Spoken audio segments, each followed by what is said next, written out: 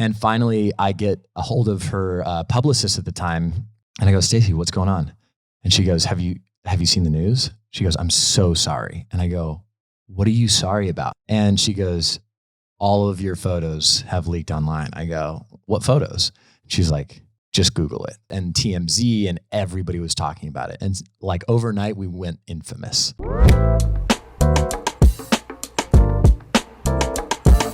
All right, so Pierson, I have a question for you. Talk to me. You've worked with some pretty big networks. Disney, obviously. Yep.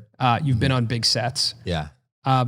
Today, you're on the Colin and Samir podcast set. Easily the biggest set. Frankly, one of the biggest sets I've been on ever. So, we didn't provide you with anything. Yeah.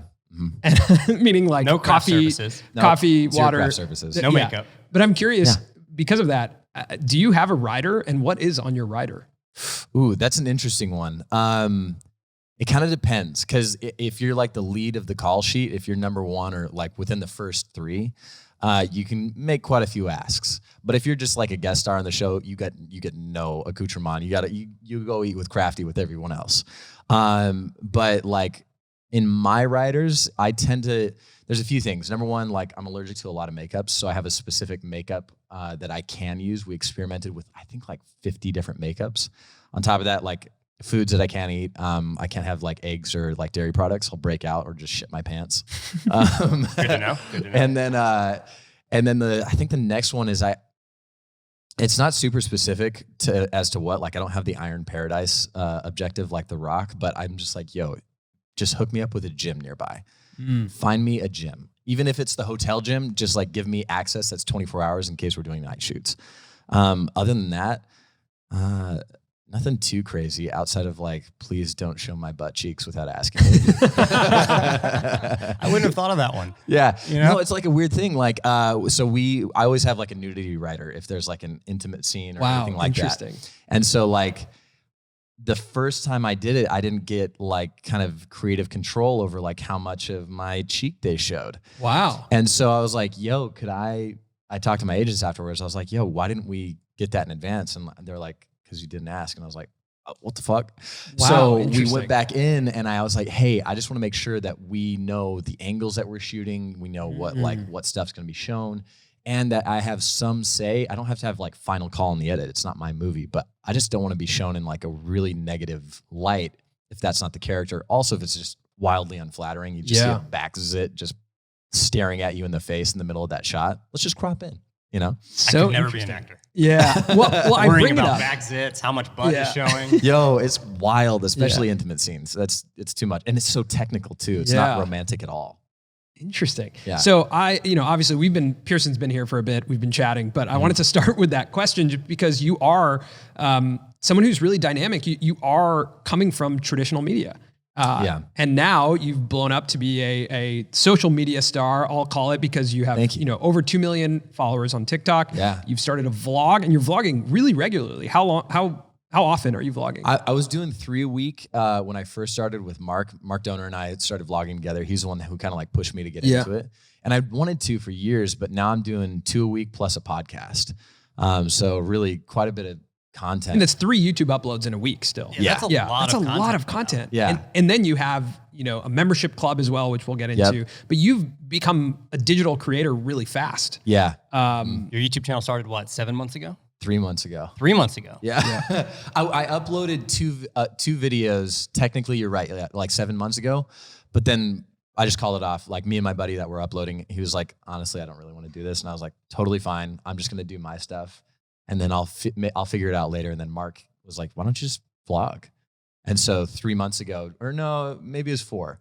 Then we really consistently started cranking them out. Now we have I think I have almost 40 vlogs out. Wow. Which is nuts to me. Yeah, that's crazy. So, that the opening question about the rider is just something that's different, right? When you're a digital creator, you're your own creator. Mm-hmm. You're making 3 pieces of content a week, and you got to do everything yourself. Yeah. When you're like, we've come from the digital world and we've interacted in the traditional world sometimes. Yeah. And the first time ever we had a rider was earlier this year. Wait, really? Yeah, we did a shoot with Samsung. Yeah. Ooh, how was that? So we had our own trailer. Uh-huh. We had a rider. Yep. And we had like people just like, I don't know, it was so Like, uncomfortable. People had to ask us if they were Yeah. allowed to come in the trailer. Oh yeah. The director would like knock on the door and it was like, may I enter? And we were like, yeah. And you're like, yeah, it's your trailer. Yeah, and they're yeah. like, no, it's your trailer. Yeah. And we're like, I don't know, I'm confused. But yeah, I was thinking about it. I was like, these worlds are so different. Wildly But different. you've made the transition pretty seamlessly and effortlessly. And I'm curious, about that transition and that decision. Yeah. And obviously there's so many factors from your early life that I've done some research on that I think Yeah. play into it. But just to start, like talk about the past couple months of jumping onto the internet and all of a sudden, having a fan base. Yeah. It's been weird, man. Because it's such a complicated topic because if you were to talk to me 7 years ago or when like I first met Logan Paul, right? I was at the MTV Movie Awards with my girlfriend at the time, Victoria Justice, and we were promoting our movie No Kiss List. And I meet this kid who I loved on Vine and his name was Logan, right? And I'm like, bro, your content is hilarious. I was like, here's my number. Let's collaborate sometime. And he low-key kind of like hit on Victoria, but Victoria was in love with me. It's fine. It all works out. And then I talked to my manager and I talked to my agents and my publicist and I was like, hey, I'd really like to get on social media. And they're like, abso-fucking-lutely not. Don't even touch that. Wow. We will drop you. And What year was this? This had to be, No Kiss List came out, I think 2013, roughly. 2013, 2014. Wow. And they were so against it. And the only thing they wanted you promoting on social media was only acting content. So anything other than that, if it was like very personal, they were like, take it down. Like so much control over something they knew so little about. And then, so I had kind of a revelation around like, I don't know, I'd say like 2 years ago, a year and a half ago. And I called my team up and I was like, hey, if you're not on board with social media, that's fine. You're fired. And like there was just silence on the other end. I go, anybody that's on board, you're welcome to stay. And they're like, okay, well, yeah, we would like to stay. And I go, great. Don't ever fucking tell me what to do on social media. You guys have 10 followers between all of you. You don't post anything of good content. And when you tell me to take something down that has 1 million+ hits, it makes no sense to me. I'm like, so let me curate to my generation what I understand and what I know, and what you guys don't understand, stay out of it and do what you do best. That's interesting. At that time, were you looking at other actors who were doing the same thing, or were you looking at people like Logan and being like, wait, these social media stars, like these worlds are really similar? Like, or was there an actor that you were like, he's doing a really good job on social? It was so weird. Okay, so I knew Logan for a long time. I also knew like Hannah and Lele and that whole crew. Will Smith hadn't come out at the time. He like hadn't like really shown up and been like, I'm on the YouTube scene. And so I was doing it out of a gut instinct of like knowing that there was a generational wave coming and I want to be a part of that. So at the time that I did it, it was just me just kind of being like, I know there's money here. Cause I sat in Logan's house and I was like, bro, this is a $10 million house. I'm still paying rent and I have a roommate. Like, so what's good? And he was like, bro, you should have just been posting on content like nonstop like I did. But he had contracts with like major movie studios up until his incident. And so like I was looking back at it and I was like, oh my God, there's so much power inside of social media. And then Will Smith jumped on, and then The Rock jumped on, and then Kevin Hart jumped on, and then Jason Momoa. And they were the ones who like really paved the path for me to like have way more freedom inside of the medium. And so that was, once they hopped on, that's when I was like, okay, there's really something here. And they're A-listers, so they can kind of do no wrong. So me as kind of like the younger up and coming guy, I have to really pave my own path for my sector of the generation that's coming into it. That's not an A-lister. That's like trying to make both worlds work. I come from like, I have over 300 episodes of TV. I've got over a dozen movies that I've made. But at the same time, I'm now trying to marry these two worlds together, which they're wildly similar and wildly different all at the same time. Like social media is still so much the Wild West that it's like, oh, it's a lot. It's crazy. I'm curious, when you're sitting with Logan Paul and talking about, the home that he's bought, that he's living in, that's worth millions of dollars. Yeah. Where is your career at that time as an actor? Dude, I was doing I think at that point I was doing a movie, or sorry, not a movie, show with CW a pilot episode, and Brooke Shields was playing my mom, and Eva Longoria was directing, and Damon Wayans Jr. was producing it. But even then, he still had more money than I was ever going to have in the next year. And so my career was going like relatively well at that point. And we were talking about ideas, and like I told him about some flat earth stuff that I thought was hilarious. And he was like, dude, I'm doing a flat earth documentary or a mockumentary. I was like, bro, that's going to be fire. And so we like collabed on a couple ideas that he should throw in before he went to the conference and things like that. Yeah, but my career, that was last year, 2 years ago. But I was doing well. I was doing well, but not Logan Paul well, you know? Right. I didn't have an international audience like he has. So here's something interesting. When you just talked about, you know, looking at other actors, and probably now when you look at Jason Momoa, Will Smith, like other actors everyone's like, obviously this is the roadmap. I need to be on social. Mm-hmm. I grew up here in Los Angeles. You're an OG. Yeah, I'm an OG. So I grew up here in LA, and growing up in LA, the industry is the entertainment industry. Yeah. So all of my friends, their parents were, you know, in the entertainment industry, music, television, movies. So I had a little bit of a frame of reference about how traditional media worked. I was on, you know, I went to sets when I was younger. One of my best friend's dads managed Steve Carell during his like rise. So I got to like, you know, I don't know, see all that. Mm-hmm. But you didn't grow up here in LA. So you didn't have as much of probably a roadmap, correct me if I'm wrong. Yeah. And you also have a really interesting kind of early life that is probably different from, you know, a lot of people. So I'm curious to just talk about growing up. Yeah. And where does this aspiration to come to Hollywood and be an actor come from? Yeah. Good question. So I grew up on a farm in a little town called Moses Lake, Washington. And from a very young age, the first thing that I knew I ever wanted to do was make movies. And I didn't know what that looked like. I didn't know if it meant I was going to be a director or a producer or an actor or, I don't know, a set deck. I had no concept of what that meant. I just knew I wanted to tell stories that impacted my life the same way. I wanted to impact other people's lives the same way my life was impacted.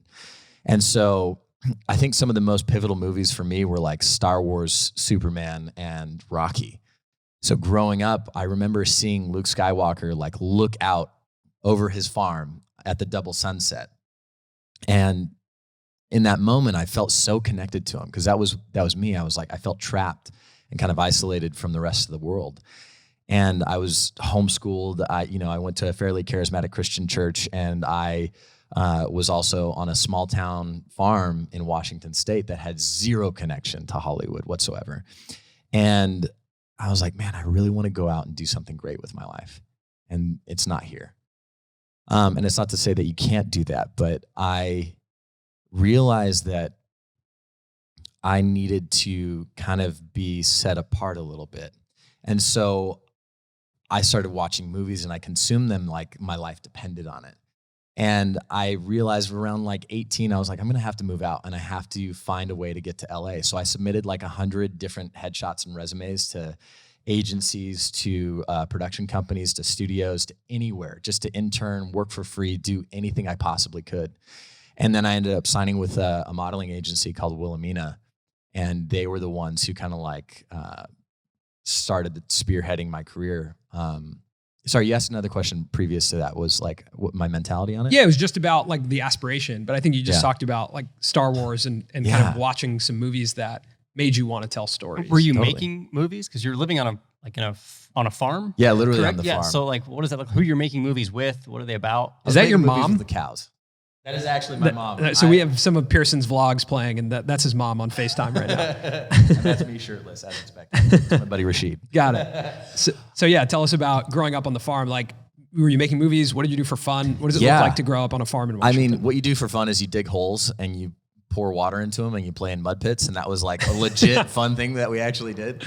No, I mean, growing up on the farm was absolutely amazing. If I ever have kids, which I don't plan on it, but I would totally raise a family on the farm, because it's like you have infinite opportunity and the world is your oyster, and you can't get in trouble for like accidentally lighting a field on fire, which did happen to me. Wow. On occasion, more than once. And it was so much fun. But like filming wise, So my parents had this old VHS camera, right? And I had to hook it up to 2 extension cords so I could go out and film a couple things. But the way I would edit was I would record something and then I'd rewind to try and like get just around as close as I could to that one frame. And then I'd start recording again. And that's how we'd like reshoot the scene. I had the same, I probably had this exact same camera. It was a Panasonic. You loaded the VHS tape in the side. Was it the big gray beast? Yes. And you looked. We totally had the Is same. that where you load basically like a full VHS tape into you the put camera? a full VHS tape in the side of it. Yeah, and they had a fade to black button too. I remember. You had the fade to black button? I probably had a higher end model than you. Damn, what's up, baby? You press the button and it would auto fade to black, and then we would hold it down so it was black, and then open up the next scene so that we could go from scene to scene to scene. Yeah. Bro, that would have been such a nice addition to our It was camera. amazing. I just remember that was like our primary storytelling tool was the fade to black button. That's awesome. Yeah. Wait, did you make movies as well then? Oh yeah. We made a lot of movies. I mean, again, growing up in LA, like that's the thing. You aspired to be like filmmakers, right? Yeah. It was like everyone around you, their parents were in the business, and like you were surrounded by it. Even we had kids in high school that were on like, they were like regulars on 24 or on like, That's cool. Like, people were actors and musicians in high school. So it was, it's a really interesting place to grow up. And Yeah. I mean, It's interesting. It's 2 totally different perspectives. It's growing up feeling like this is attainable and this is something that I 100% could have access to. Yeah. Versus the exact opposite of like, this is so far away. Yeah. Like LA is so far away. How do Felt I get so there? impossible as a little kid. That's so cool. Like it's cool for me to hear that. Like I love hearing that. That was like. But I'm always impressed with people like you who come with no context. But I think it actually adds a layer of an entrepreneurial mindset because it's so foreign and because it's so uncharted territory that you have to do the stuff like you mentioned, sending out a ton of headshots.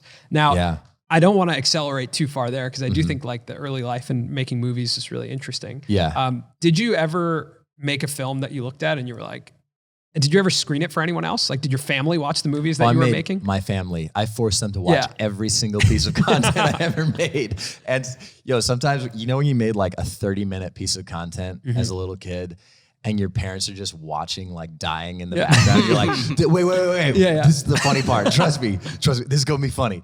And they're like, I hate this so much. This is awful. But everybody. They're like, I'm glad he's having a good time. They're like, I'm glad he's enjoying never himself. going to make it in the industry.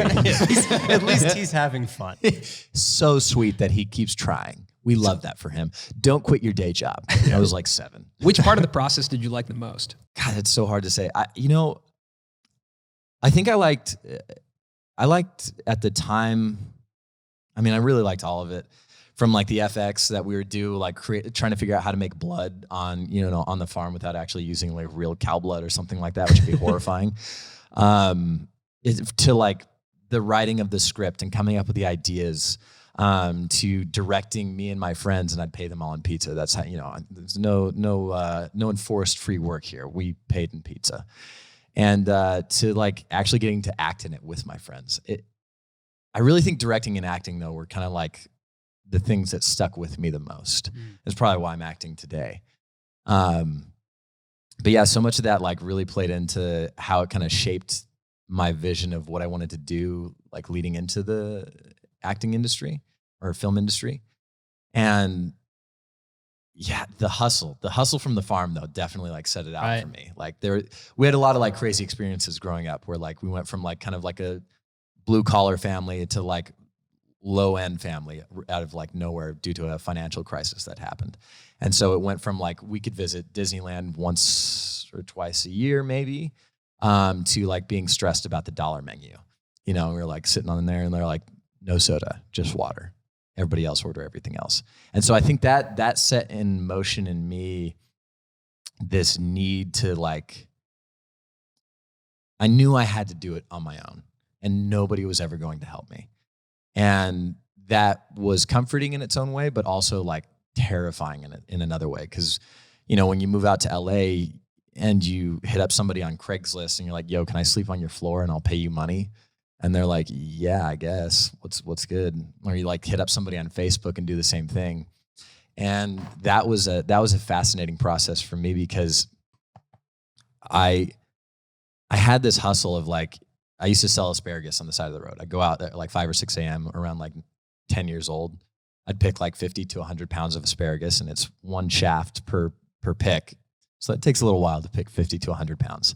And then I'd go at my best friend's chiropractic clinic, and I'd sit outside in the corner and I'd sell asparagus for $1 a pound, organic asparagus too.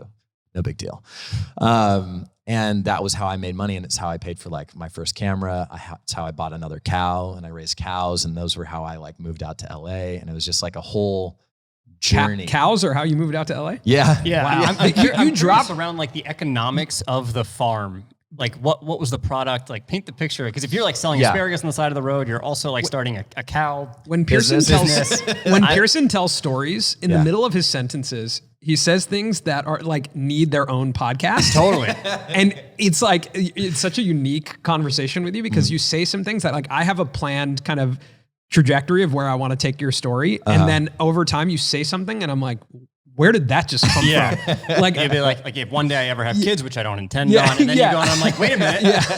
Like there's a whole situation there. There's a lot to unpack we need here. to unpack. But like, I guess we'll move on to the cows now because you said cows. Like, talk to me about the cows, I guess. I do have one question before we get to the cows. Being homeschooled, and this applies to people right now who are now, I mean, learning is like homeschooled, right? It's like Zoom-based learning. How did you become extroverted, or were you always extroverted, or how did you learn like social skills? I'm always curious about that. I was socially so bad, like I was terrible as a little kid because I would just say things that like everybody like, you can't say that, and I was like, why not? Everybody was thinking it. But I think I was always extroverted. I think I'm more ambiverted as I've gotten older. Like I need my time to recharge, but as soon as I'm in a group of people, I can turn it on and I'll be ready to go and like feed off the energy in the room. Like, how did you make friends? Where did the friends come from? If you're on a farm. It's a great question. Yeah. If you're on, when you said that, like I made movies with my friends, I was like, all my friends were from school. Yeah. How did you make friends? The cows were like super entertaining. Okay. So back to the cows. Yeah. The cows are what unlocked your whole honestly. life. Yeah. No, so my parents actually did a great job. They got us into like youth group, which was a form of like church for like younger adults. And we would hang out with friends there. They also had like, there was homeschool groups that used to like meet up like once a month, and all the homeschool kids could kind of like hang out and interact with each other. And then sports, we played in rec leagues. Okay, got it. Like soccer and baseball and that sort of thing. So did you date? Like, were you able to meet? No, my parents were so against dating. They were against it. Oh, super against dating. You weren't allowed to date until you left the house. I was the rebellious one of the bunch that was like, I'm going to go on a group date with a girl, but then I'm probably going to, I got in trouble so many times. Like I would get caught like making out with a girl that I was dating at the time, and my parents would like ground me and take away stuff. And I was like, yo, I just wanted to like date in the comfort of my own home. I wanted to get advice from you guys. And I'd like try to spend myself. I just like girls. Like I just couldn't help myself. I wanted to go on a date. Right. Yeah. Yeah, the reason I asked that question is because I drive some similarities to my parents. I come from, my parents are immigrants. They're from India. But my dad is from like a very small town, which essentially was like he lived on a farm. Yeah. And there's such strange similarities across the world from, that type of lifestyle and what the expectations are. And everything was so foreign to them when I was growing up because we were in high school in Los Angeles, me and my brother, with two parents who grew up in India and, went to school there. So everything like they didn't know about dance. What does a dance mean? What does it mean to play sports in school? Like, what does it mean to date? Like all of this was brand new. Really? No concept of prom or, anything like that. So it was all learning through us, but there was a lot of similarities. I think, from just like what was allowed and not allowed and what was foreign and uncomfortable. And there was a lot of metamorphosis that happened over time, and which is why we're so close, my family and I. Like we all evolved together. Yeah. Has that been, now that you're, you've moved into the public eye, like going from that lifestyle, which is probably pretty like on the farm with the family, and now expanding it to having a global fan base? Like how does your family interact with that? Were there growing pains with that transition from the farm to LA? There's still a lot of growing pains for sure. I mean, it's crazy. Let me before I answer that question, I want to ask you a question. Like, so your family comes over here from India, and you're like, were you born here in America? Yeah, I was born here. So like, what was their process like of like when you would do something at school and it'd come back and reflect directly on the family, or you made a decision about your life? How was that conversation? Yeah, we're very tribal, right? Like everything is about our family unit. Like no one was independent. Still to this day, like everything is very tribal in that. So I think, I was the outlier. My brother was really good in school. He was student body president. He was like, he was acting. He was just like very, and I was very into hanging out with friends, partying. I was on academic probation. I wasn't good at school. So it was like everything was like you were the bane of your parents' existence. Yeah. I was also in a band, and all I wanted to do was play music. I had the hair that covered my eyes. I wore all black. I was like a totally different person that I think was so foreign to them. So they were my dad's an entrepreneur and he's creative, and he's I think he kind of somewhat recognized what was going on, that I was just going through my own process. But I think it was really confusing to my mom, and like, they didn't know the parenting that they had in India was like, they had to completely learn something brand new. It's a brand new skill set. It's so impressive to me that they were able to literally leave their own world, the whole world. It's crazy. Move across to come to LA of all places. Yeah. Why LA? So my dad moved first in the 70s, and he actually ended up here in Venice. Oh, wow. Which is a wild place to end up. For sure, right? Especially in the 70s. Yeah, he had like no frame of reference of anything, because he just grew up in this town in India. That was it. But he came out here. He wanted to go to UCLA to go to medical school, and his older brother was already out here. And so that's how he ended up out here. Things didn't really work out, and he basically ended up just fending for himself. And he had to then learn how to, make his own money, sell his own, product, which eventually happened through him working at this shoe factory. He noticed there was like shoes that were defects that they were throwing away. So he was like, could I just take those shoes and sell them? Smart. Became like a very charismatic salesman, understood like product, understood, his ultimate goal when he first came out here and things didn't work out was just to make enough money to buy a plane ticket back to India. Wow. But through this process, he ended up with a clothing store in Venice Beach. Wow. And once he made enough money to go back to India, he was kind of like, well, this is all going really well. So why would I go He went back and got some more product and came back. Good for him. And did he meet your mom here or there? Here. Oh, wow. Yeah. Cool. He came in the 70s. She came in the 80s. Oh, okay. So they met here.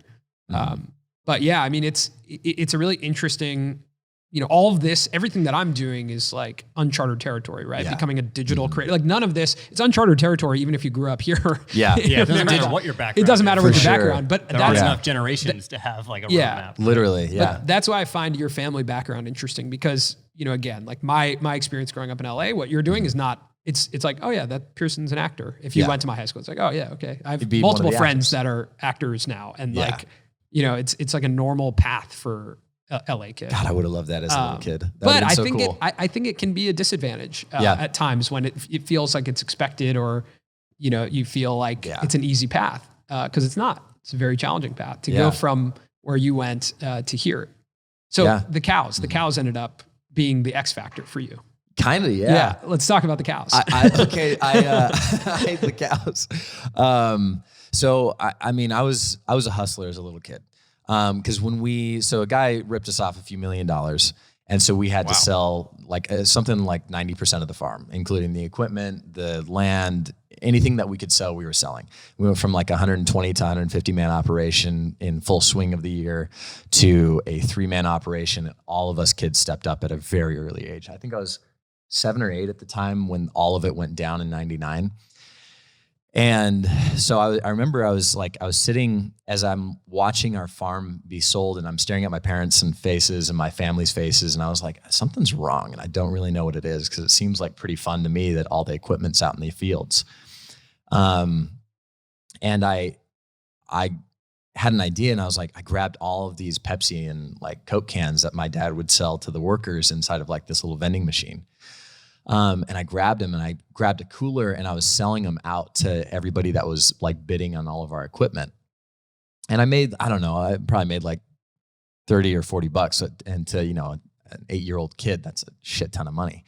But I realized after that, I was like, oh, this is going to be the way that my life is for the rest of my life. And so I started quickly like adapting, knowing that like nothing was going to get paid for. Like I had to make every penny that was was going to come my way. And if I wanted something, then I'd have to earn it. And so I was like, okay, cool. Well, I made money selling Coke. And so then I moved into like, when the employees would come through, like the last, 3 or 4 of them, I'd be like, hey, I'll wash your car for $5. And they're like, all right. And I'll vacuum it too for an extra 50 cents. And they're like, go for it. Yeah, that's a great deal. And then, and it moved from there. And then it moved into like, I would sell like juice and like other like sodas to them. And then I was like, we were driving by a field one day and I looked at my dad and I go, what's that? And he's like, it's asparagus. And I was like, can I sell that? And he was like, well, it's not mine. I was like, yeah, but nobody's in the field. And he was like, well, let me call the guy that owns it really quick. So he calls the guy that owns it. Later that day, he's like, yeah, your son can totally go pick out asparagus. And I would always be like, it's going towards my college fund. And I knew it was really going towards my movie fund.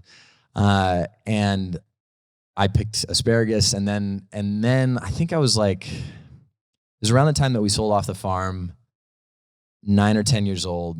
My dad gave me my first bummer calf, which is when a mom has twins, she usually boots the weaker one off. And then we take the weak one and we will bottle feed it and raise it. But my dad had sold off his whole herd of cattle. And so I had this one Chocolate who was like my best friend. He became like a dog. He learned how to play tag. Like he got scared when there would be like thunderstorms. He'd open up the gate and moo at our front porch until I'd let him in or I'd take him to the shop and put him to sleep. And he was my first one and I sold him off and became a vegan for like 2 weeks. And then I was like, hamburgers are really delicious. I'm 10 years old. I should be able to have a Big Mac. And I bought 5 more bummer calves. And then I realized I could like exponentially grow my business at around like 11 years old. I'd be like, I'll sell 5 and then I'll buy 20 and then I'll sell 20 and then I can buy 40. And it was like, but you don't want to buy like exponential is a strange word for it. You don't want to buy a shit ton of bummer calves because you're going to be bottle feeding so many of these little animals that require 4 feedings a day.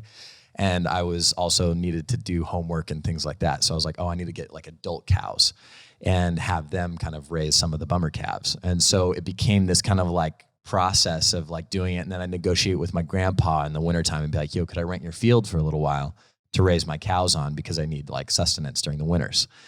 And he was like, all right, $20 and you can have the whole field, which was a terrible deal for him, but a great deal for me.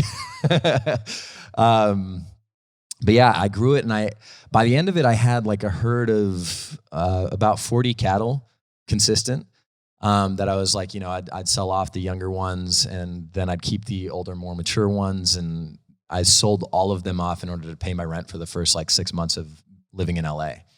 And that was kind of my process of making money and then paying for like, I bought my first iMac G5, because of the cows and because I was harvesting wheat in the summer times with my dad and, hoeing weeds in the onion fields.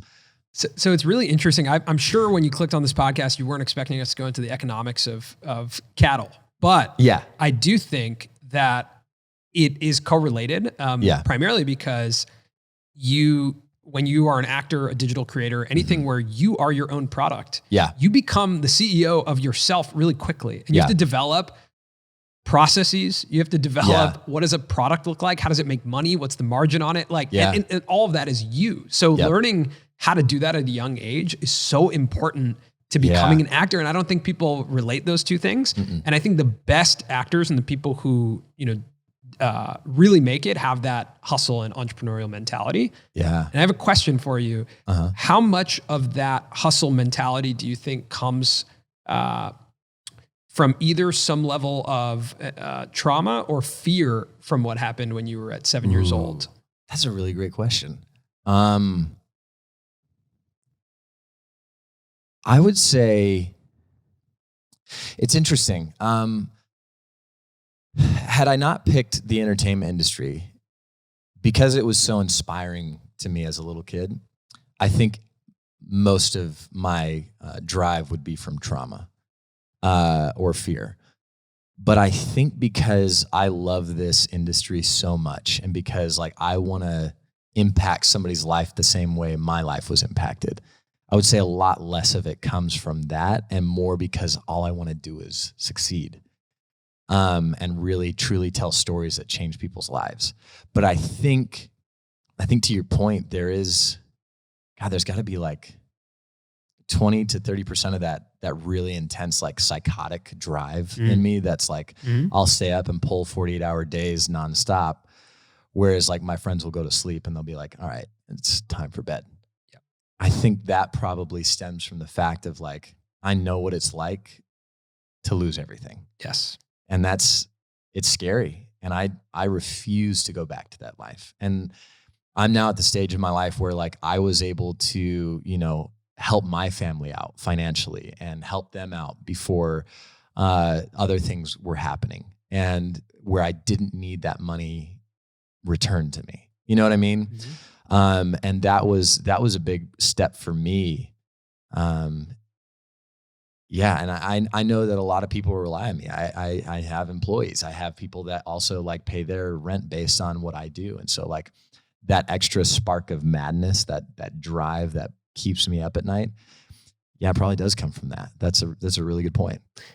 I think the interesting thing though is that when you're selling off those cows, you're actually funding a riskier career path. Yeah, right? Totally. Like it's not like you're selling off those cows and thinking, what's the safe bet? Yeah. What am I going to do next so I can pile up more money to be safe? Yeah. You're like, no, I can pay rent for 6 months in Los Angeles to start a career in entertainment. Yeah. So I would love to know, like, as you punch that ticket and move to LA, what does the relationship look like between creative work and like financial stability and hustling? Like, what does that relationship look like? It was trash when I first moved out here. I took every odd job that was possible to take. So I signed with Wilhelmina and I already had debt with them. And I was like, crazy. Wait, hold on a second. I haven't even done anything. Like I just signed a contract and I owe you money. Literally. Yeah. And I was like, but aren't you guys supposed to make me money and then take 10%? And they were like, yeah, but you owe us money now. Right. And I was like, for what? We're going to provide photo shoots and headshots and your lookbook. And then we're also going to put you in a house. And I was like, well, cut out the house because I can find my own place. And I hit up this guy that I met one time on Facebook. And I was like, yo, can I sleep on your floor? And I'll pay you some rent until I find my own spot. And he was like, sure, that's fine. But yeah, the model houses are wild. Crazy experiences in the modeling industry. So you had you were able to move out and pay rent on this guy's floor. Yeah. And that's where you started in LA. And the thought was, I'm going to model, but I eventually want to get into acting. Yeah. It was kind of like, so leaving Washington State, my parents made a deal because I tried moving out when I was 15 and they were like not having it. And so they're like, just finish your 2-year degree. And so we had a program in Washington called Running Start, which allowed you to dual enroll and finish your first 2 years and graduate with your AA by the time you'd graduated high school. I was like, cool, I'll do that. Does that count? And they were like, sure. They're like, but if you're going to move out, you have to have a job in LA. And I was like, I don't know how to do that exactly outside of maybe like apply for like McDonald's or something like that. And they're like, no, you have to have like a job. You have to be able to pay your rent. And I was like, okay. So that's why the headshot and resume thing became so relevant to me. Not only because I wanted to get into the industry, but because I knew I had to pay rent after the cow money ran off. And so I submitted, and Wilhelmina became the thing that was quote unquote my job. And so suddenly it became real to them. And I was like, cool, I'm moving. This is it. I'm 18 and I'm out. And that was the closest thing to a job I guess I had. Rephrase the question one more time because I'm spacing on part of it. Well, now I have another question. Again, Okay. The way you tell stories, I have so many questions. How much cattle money was there? Each cow sold for between like $300 to $1,000. Okay, cool. So there's probably like, by the end of it, $16,000 of like money. Oh wow, that's pretty good. That's a good start. It was a great chunk of change. Yeah, but good. in LA, like 6 months of rent and some food. Yeah, literally. Yeah. And I'd also I'd given my family half of the cattle as like a preemptive investment of like, hey, I also know that at some point there may be hard times that come through. This is a growing investment for you where they're going to have babies. You can sell those off and that'll be a little extra cash. And maybe I can call you guys for a little money. And they'll be like, yeah, that works. And I was like, sweet, here's half of my cattle. So it's not quite as much as I had planned on taking to LA with me, but it was enough to where I knew I was going to have some cushion. But yeah, it was definitely interesting. I left out this one part that I went to a film internship in Kansas City, Missouri for 9 months. I hated it and it was trash, and that's probably why I left it out. But yeah, that was an interesting part of it as well. Yeah, I left that part out as well. I listened to your story on it, and I was like, LA is more interesting. Like, I want to get to the point. You're sleeping on floors. You're you're trying to sort out this world of Los Angeles. Yeah. From what I understand, you eventually sleep in your car. I lived in my car and crashed on couches. I called it being functionally homeless because I still had like technically a roof over my head, even though it was my sunroof. It still counted. But yeah, I mean, like I had a hot plate and I would shower at the gym. And I tried to never like let my friends know exactly what was going on, because I didn't want them to feel the burden of like having to like pull me in and let me live there for a month. I just wanted to crash on their couch like a couple nights a week. And I'd like kind of rotate friendships and be like, yo, hey, like I'll come crash at your place. And, but you're right. Like optimization was not part of it. Like there was no biohacking happening when I first moved out. The biohack was like, I was just able to keep my body alive long enough to like book the next job. And, everything from like working the shirtless greeting outside of like Abercrombie and Gilly Hicks. You did that. Yeah, you did it. Okay. All right. And then to like, I worked as an assistant. I did the waiting and bartending. I worked as, we call them escorts, but it wasn't not the kind of like traditional escort you think of inside of sex work. It's the escort for, I would take talent from point A to point B on a red carpet for the Trevor Awards, the Trevor Project. And I've done so many odd jobs, FedEx. I mean, you name it. Meanwhile, you're modeling as well? Yeah, modeling as well, and like trying to break into the acting industry. Was the modeling world, when you started modeling, as glamorous as you had pitched it to yourself in your head? Absolutely not. What did it look and feel like to be a model in LA? Oh God, it was garbage. It was, what was really cool is Abercrombie actually took us and flew us around, which was the best experience that I really had with the modeling industry. And they flew us to like Shenzhen, China, and we opened up like their flagship stores. We did like Sacramento. We did, I think we did Beijing and then Bangkok, and I was supposed to go to London and a few other places, but I ended up not doing that because I booked my first acting gig. Sorry. And then I would book random like odd jobs, and like one of my biggest jobs that I did was Vanity Fair, outside of like the Abercrombie campaign itself.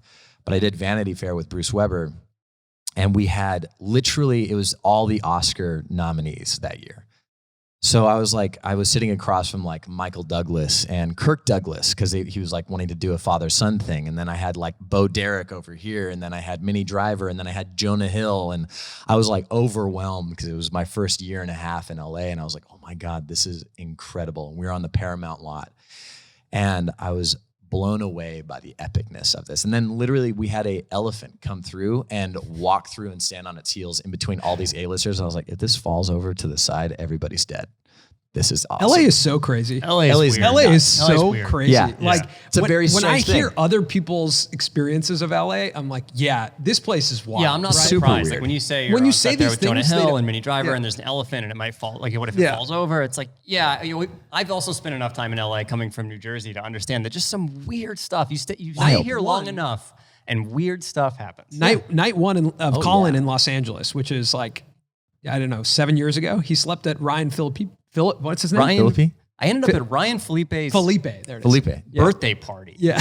And I showed up and said I knew Ryan at the front door, which I did not want to do. That's hilarious. Not my personality type to lie and say that type of thing. I was probably so nervous. Yeah. And the bouncer just goes, all right, come on in. And I was like, okay. How'd you get the invite there in the first place? Or did you just I drove out to LA with a friend of mine from high school. Yeah. And a friend of a friend of a friend of his from college, basically, was dating Ryan Felipe's sister.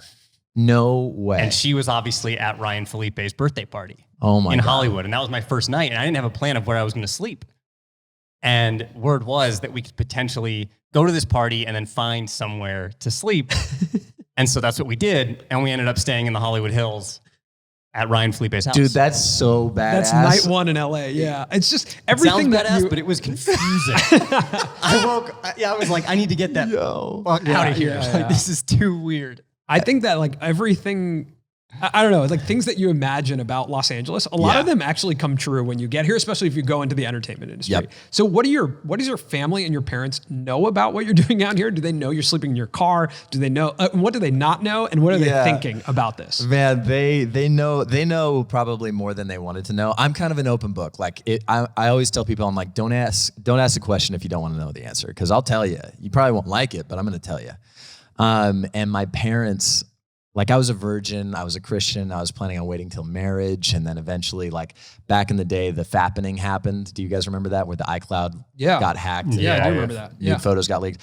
So Victoria and I were sending intimate photos back and forth with each other. And I had to preemptively call my parents the day that I found out with like my heart beating through my chest. And I was like, oh shit. And I called them and I was like, hey, so some photos are online. Not mine yet, that I know of, but they were the entire grouping of photos that Vic and I sent out to each other. And you're about to see us in the news on TMZ, the Daily Wire, and Washington Post. And just know that we made adult decisions and we did some adult content. And they were like, don't tell your siblings. I'm like, oh, they're going to find out. They're going to find out if they Google anything about me. Okay. So they, do you see how this happens where I thought I did enough research for this podcast? Like I did a lot of Google searching and listening to other pods. One question unlocks an unbelievable story that it's just like, whoa, okay, we have to go down that path, obviously. So why don't we quickly, so that we can get into that story, get to the Disney Channel? Yes. Like, why don't we get there? Because like you're right now, you're a model, you're working with Abercrombie, you're you're trying to make it with Wilhelmina. Are you still in debt to Wilhelmina? Do you ever like, how do you get to the point where you're making enough money? How do you get to Disney when Channel? do you take out your first apartment? Get us to that. Okay. So, Wilhelmina, to this day, I have not seen a single penny that I made from them. Wow. To this day, it's 10 years later, even though I booked like a lot of work through them. And so I'd love to see that money, Wilhelmina. If you ever get back to me, that'd be so sick. But the first job I ever booked was iCarly. And I booked like 4 and under, which is 4 lines of dialogue and under. And I just literally flirt with iCarly, and then my character left. And then the next job I booked was, I think it was a movie. And it was called Indigenous. And we went down to Panama and we shot down there. And that was when I knew I had enough money set aside, because I got paid like, I think it was a SAG minimum at the time, like $1,500 a week or something like that. And I was like, I can put money down for an apartment. And that was about 2.5, 3 years in, somewhere in there, like between jobs. I think I'd booked a couple more projects literally between that. And then after that, I booked one more small project and a couple like TV shows. And then finally I had done No Kiss List.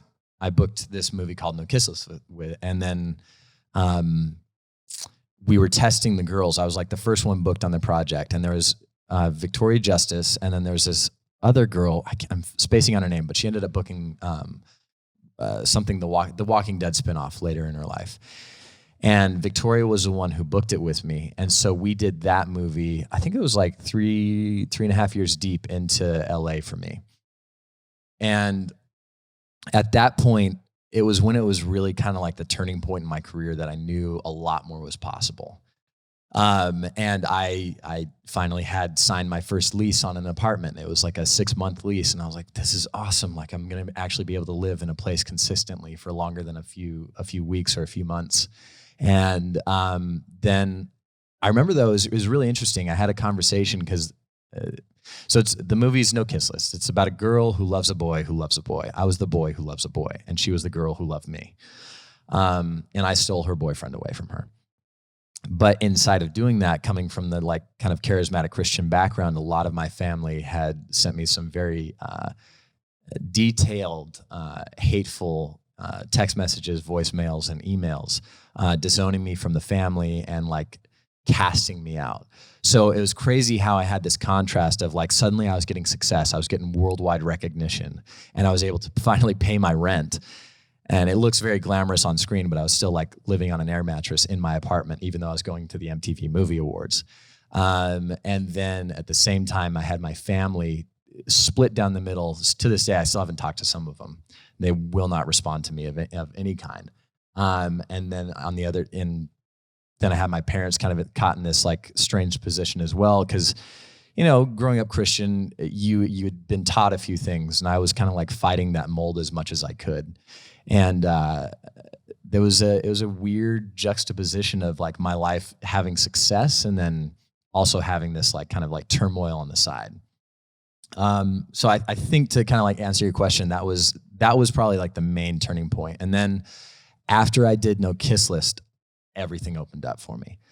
And not like financially, it wasn't crazy, but then I was able to do like, I did this like great indie film called MDMA. And then I did another project and another project and another project. And I stopped working as an assistant, and now my bills were mainly getting paid through my acting work. And then I booked Jesse. And that was when like I got even more recognition. And that was a really cool turning point for me. And did you and Victoria start dating immediately after the movie, or did you just get to know each other, or how did that?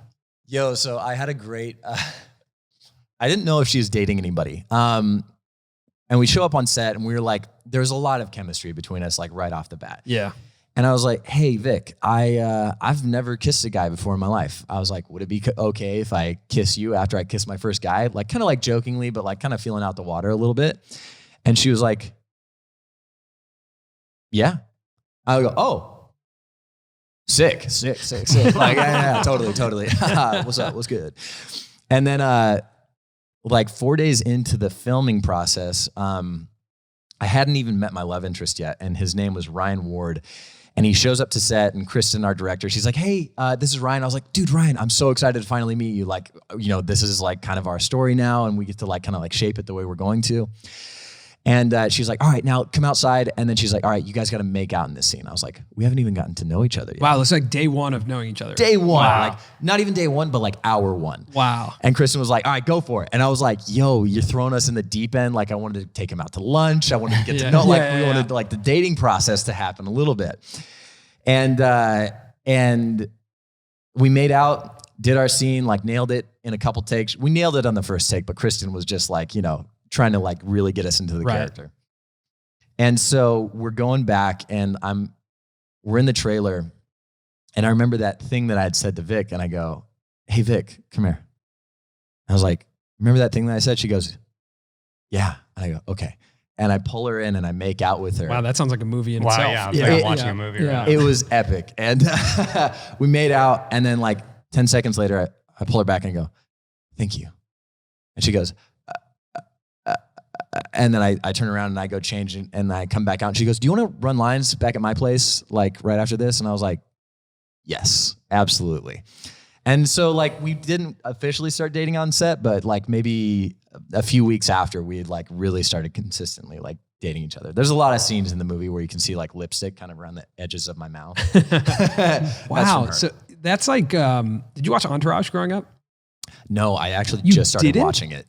Oh my, like Yeah. that is like this is like a spitting image of everything I thought you were going to do. Not that I was going to do, but that I thought, you know, it meant when you go to Hollywood. To be Right. Yeah. Like That's really interesting. Yeah. You are living, you know, this dream, like the Hollywood dream, right? Like you're in a trailer with Victoria Justice. You're like dating, you know, you're in a very she was a public, superstar at the time. You're dating like a superstar, and it's in the public eye. It's I really didn't even know her too, which was crazy to me. Yeah. I saw her billboard everywhere, but I had no idea who she was. Yeah, that's so interesting. So, you know, you actually get a taste of that public relationship that has become very common in the YouTube place. Oh, yeah. Very common. Yeah. You know, I mean, even you talk about Logan and Jake, like I feel like they really hung their hat on creating those relationships and building storylines around those, which is a common occurrence in Hollywood. You were a part of one of those Hollywood relationships, went on talk shows with her, and like, you know, so what was that experience like? And again, all the while your family at home, some of them are kind of disapproving of what you're doing. Now you're even more in the public eye. How does that feel? What's that like for you? God, that was a fascinating process, because I went from nobody recognizing me to everybody recognizing me, to where like while we were filming, suddenly we had paparazzi chasing us on set. And I was like, dude, nobody even knows my name. And now they're shouting it from like the cameras. And I was like, that's so crazy. It was literally Entourage. And now that I've been watching it. Right. Now you know what it is. There's a lot of similarities there. It was weird, man. It was exciting for sure. It was everything I kind of like hoped and dreamed it would be. But at the same time, like we went on our first vacation to Hawaii and we got chased by like 4 cars. Like there was a 4-car entourage following us and chasing us to try and take photos. And I thought I lost them all, but then eventually at some point, one of them chased us down to one of the private beaches and they were in like ghillie suits and like fully hiding behind bushes. And it wasn't until a lady had walked up to us and was like, hey, somebody's taking photos of you guys. And I was like, fuck. So I ran up to these like paparazzi guys and I was like, hey, and then like one of them comes up and he's like, yo, bro, what are you doing? What are you doing? What are you doing? And I was like, chill. I was like, just, we'll give you whatever photos you want if you let us just have the rest of the day to ourselves. It's like, if you want a kissing photo, like you just name it, we'll do it. Just let us have like some private time. Cause this is a vacation. I want to give you what you want. I know you got to pay your bills, but like also let us have our time. He's like, oh, sick. Okay. Just go do this. And then we'll go. So it was a really interesting like dynamic shift. And especially with like my family, I was getting lots of calls and text messages of like, every time I'd do an interview, there would be like a new opinion, like spit out from like a family or a friend member, whatever you want to call them. Right. And then like, the most interesting one was like, I had an old youth pastor, a pastor of a church that hit me up and was like, so disappointed in everything that you're doing. It's disappointing that number one, you have to take off your shirt in order to sell clothes. And I was like, wait, don't you wear swim trunks to the beach? Isn't that like pretty normal? And then he was like, and also now you're a gay. And I was like, well, I'm not, but I'm also telling the story of like a lot of my friends. So yeah, I am, I guess. Thank you. I appreciate that. I'm sorry that you feel that way. And it was such a wild dynamic. And it was interesting how I was more accepted by like the LGBTQ community and more welcomed and loved by them than I was my own people at the time. So it was like, when you say your tribe, it was like I was shifting tribes in a lot of ways. Do you feel that's so interesting? Do you feel that there were people though, a part of that community, maybe the church, whose eyes were opened or who did, call you and be like, man, you know what? I'm so glad you're doing this because maybe I feel the same way or I want to be more accepting or anything like that? Were there people who looked to you and found solace in that, or was it mostly disapproving? It was a lot of both. So I have one of my uncles is gay, and he was one of the first ones to call me, and he was like crying on the phone, and he was like, "Thank you so much for doing this," because his dad was not okay with it. And then on the other side of my family too, I have another gay uncle.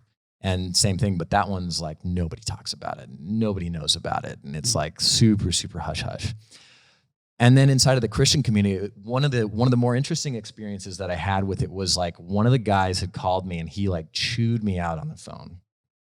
Cut to like 5 years later, he called me and he's like, I was angry because I was gay and I didn't know how to process and figure those two things out. And I couldn't come out of the closet at the time. And so I took my hate out on you.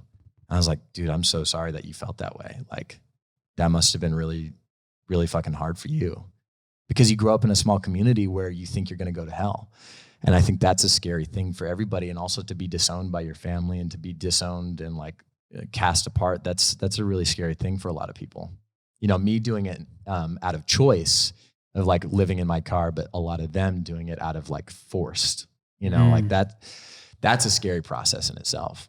So at the time that you're receiving all this hate from people who are close to you, but your career's taking off, is it driving your personal conviction? Like, do you feel like you know yourself better because now you're taking a stand for certain things? You're becoming your own person with your own beliefs? Or is that hatred shaking you? Like, which is winning out, I guess, in the battle between like the hatred from where you once were and sort of this new tribe that you're a part of, this new person that you're becoming? Yeah, it was... Man, it was really fascinating. That's a good question. I went through what I like to call the dark night of the soul for myself. It was where I was my most depressed and most like on the edge of like potentially like the suicidal thoughts and like just thinking about driving into the other side of oncoming traffic. And I fortunately had really good people around me that were like, hey, it's going to be okay. You know, like there's a big change in your life happening. My main mentors, Carrie O'Quinn and Tom DeSanto, both big voices in the film industry, as well as like leaders in the LGBTQ community. And they were the ones that I interviewed about like how I'm going to shape my character, because Carrie at the time was 75. So he came from a very old generation of like learning to come out in a time where it was not cool. And then Tom came out at a time where it was like becoming more accepted, kind of like during the Stonewall riots and some other stuff.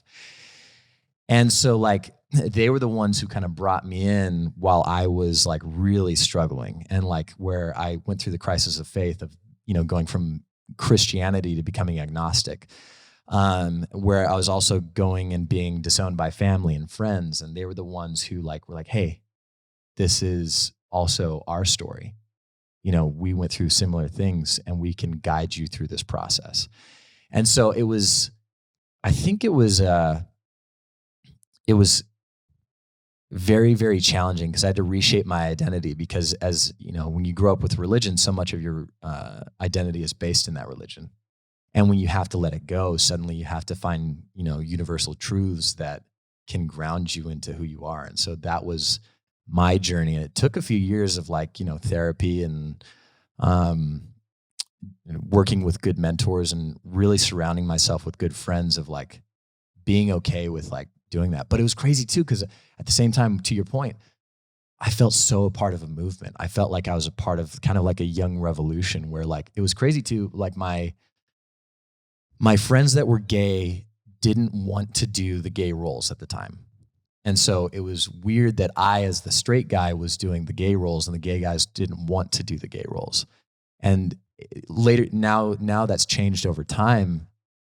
And now it's so much more socially acceptable. But like you didn't hear about like Matt Bomer coming out of the closet until more recently. Right. And that was a huge shift in the industry in itself. And now I'm like really stoked that my friends that were hiding like so desperately, trying to cover up and like come off as super macho, now they're like, now they can do the no kissless roles. Now they can do all those roles that weren't accepted back in that era. And that's been a weird shift. But like good, finally that the industry's catching on to all of it. It's so interesting to me that movie clearly was such a impactful movie in your career, because you were thrust into not only doing something that maybe was or wasn't out of your comfort zone. Was it out of your comfort zone? Oh, it was definitely out of my comfort zone. So something that was out of your comfort zone, in the public eye with a superstar who then you end up dating. Yeah. Like that kind of accelerates things, right? Yeah, absolutely. And you get into the public eye. Now you're on talk shows. Now you're realizing what it means to be, you know, I think a public figure probably. Yeah.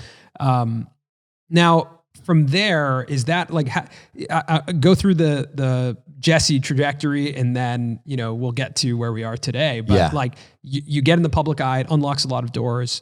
How do you now get to the next step in your career? Yeah, I mean, from there, it set up. I fired my smaller agency that I was with, because they were just kind of like living on my coattails at that point, taking 10% of jobs that my manager was booking for me. And then my manager set up a meeting with like innovative artists, and I signed with them. But it was cool. It was like, when you talk about entourage, like when they set up and try to like pitch you and be like, this is why you should come work with us. It was the table, and I was sitting at the end of it, and they were all sitting in that big line, and they were like, this is what we think we can do with your career. This is what's going to happen next. And bro, after watching Entourage, there are so many similarities. I'll call my manager and be like, bro, we did that. Yeah. Holy shit, that's crazy. So from there, it spearheaded the next few projects that I did, and the fact that I had a lot more star power, I guess. Or I had star power for the first time. And now suddenly I had heat on my career, and I booked, you know, this like indie darling movie about MDMA and how this girl became the queen pin MDMA dealer in San Francisco in the 80s. And it's based on her true story, and it was her life, the director's. And then suddenly I booked Jesse, which is, you know, a Disney Channel all-time favorite, apparently. I had never heard of it up to this point. I had heard of like That's So Raven and like The Sweet Life and little things like that. But suddenly I book Brooks from Jesse, and I became the first ever Disney TV marriage alongside Debbie Ryan, who was fucking amazing. And we we made Disney history. Like no lead character had ever been married on a Disney TV channel. And so for this in her career, this was huge. For Disney, this was huge. For me, I had 5 episodes on a Disney show, and I was like, holy shit, this is like a wild ride out of nowhere. And there was a lot of pressure, and there's always like cameras and reporters on set. And it was a really, really big deal. And it became another pivotal thing in my career that actually launched my TikTok career to what it is today. Interesting.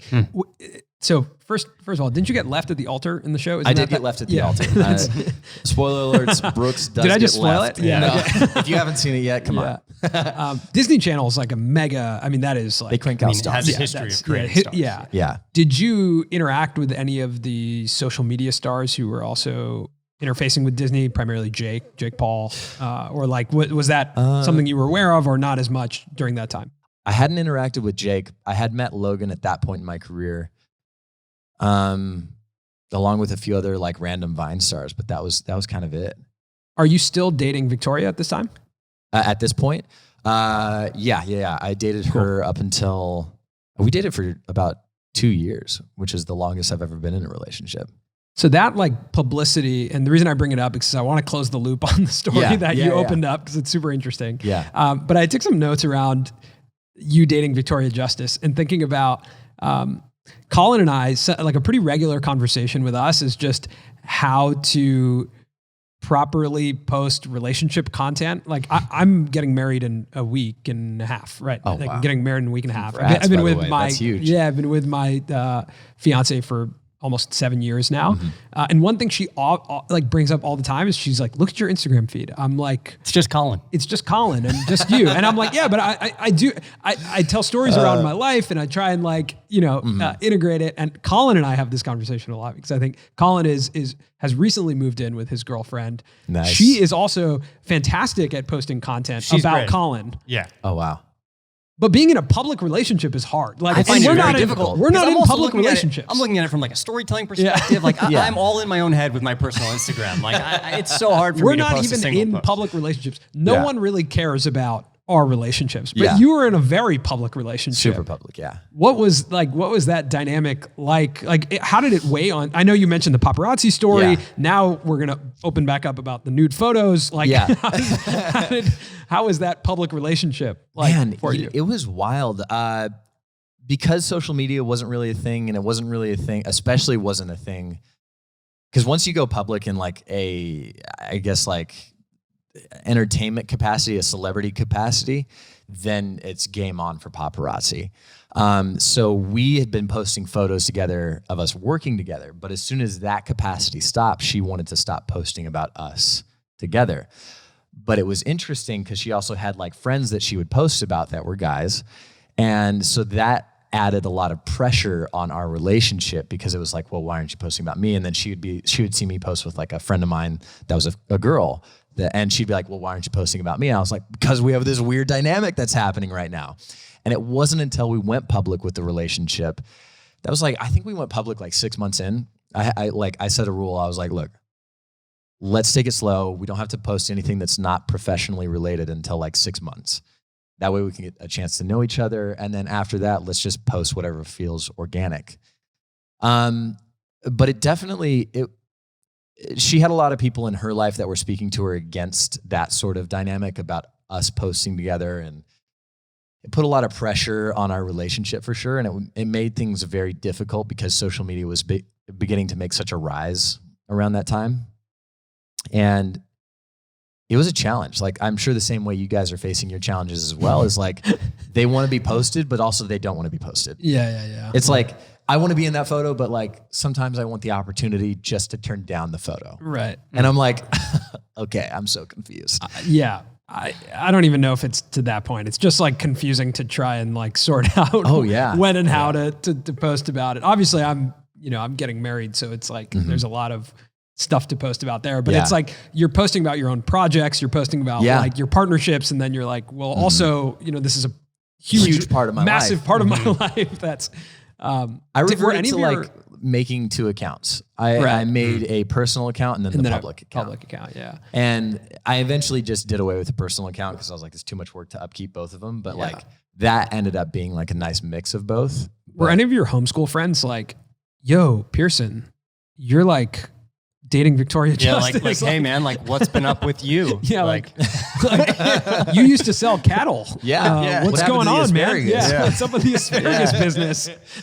Dude, I had so many people hit me up and they're like, bro, that's Victoria Justice. And I was like, bro, I've still never watched a single episode of her show. Like I had, to this day, she's just Vic to me. Yeah. And I still haven't watched her show. I need to go back and watch some like Victoria's, like a full episode all the way through. But I got to know Victoria through her stories about what it was like working on set, and then through her stories of like her singing career and stuff like that. So I never actually I didn't know about Victoria until I had met Victoria. Got it. But yeah, it's all my homeschool friends, all my like friends and family back home.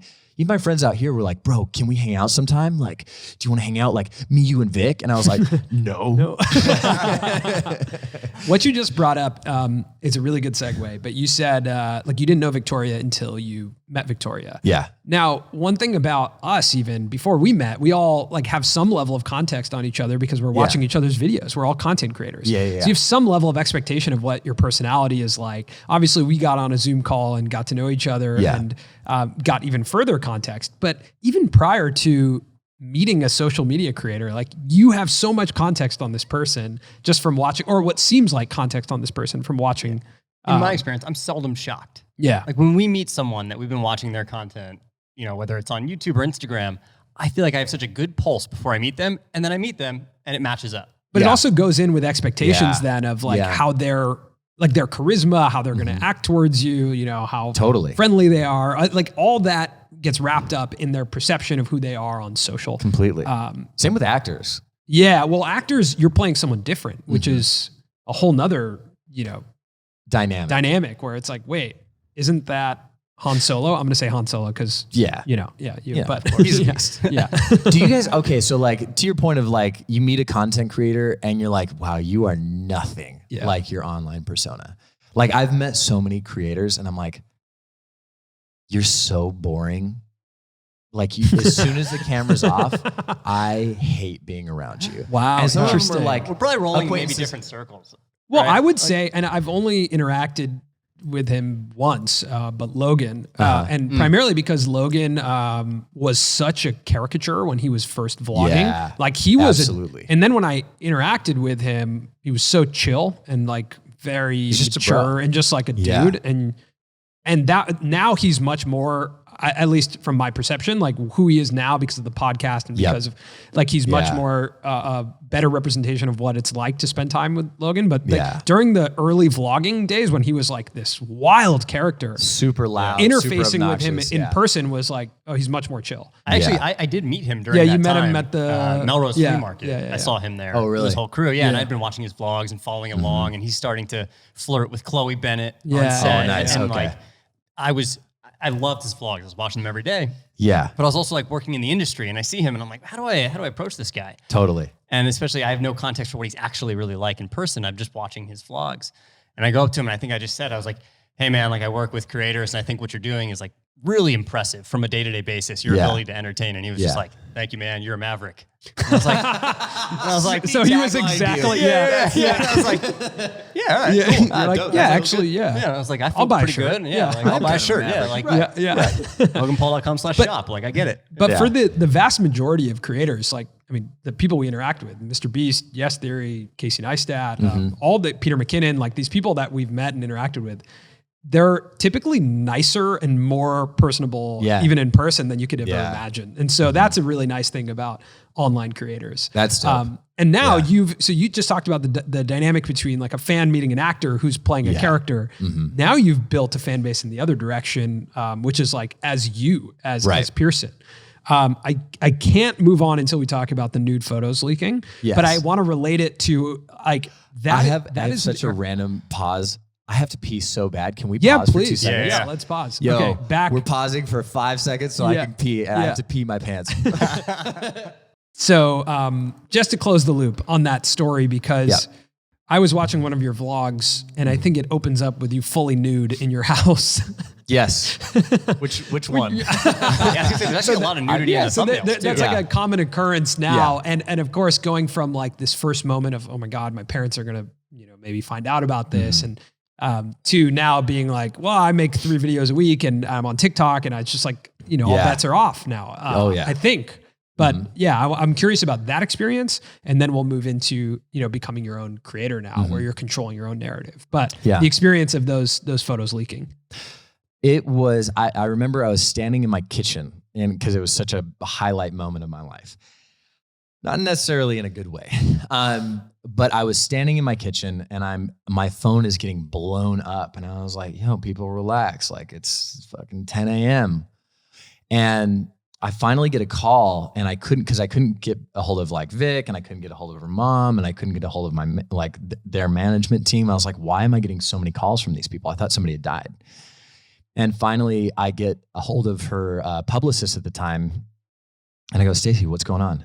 And she goes, have you seen the news? She goes, I'm so sorry. And I go, what are you sorry about? And I was like, who the fuck died? I'm really like nervous right now. And she goes, all of your photos have leaked online. I go, well, first of all, I'm kind of relieved.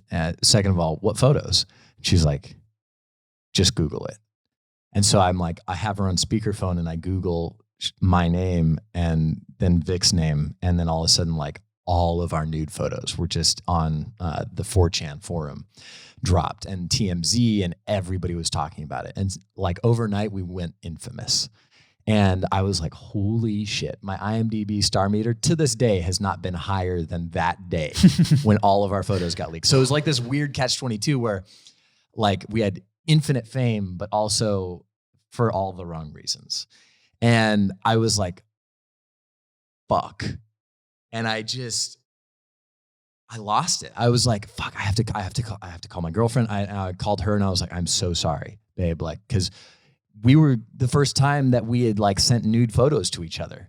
And I was like, I'm so sorry we did this. Like, da da da da da. She was like, no, it was both of us. Like, we knew what we were doing. And I'm like, I know, but like, fuck, maybe I should have known that this could have happened and anything like, and I'm like, but then she was like, look, it's Jennifer Lawrence. It's, Kate Upton. It's everybody's on this list. Nobody was safe. It wasn't like it was just us. I was like, okay.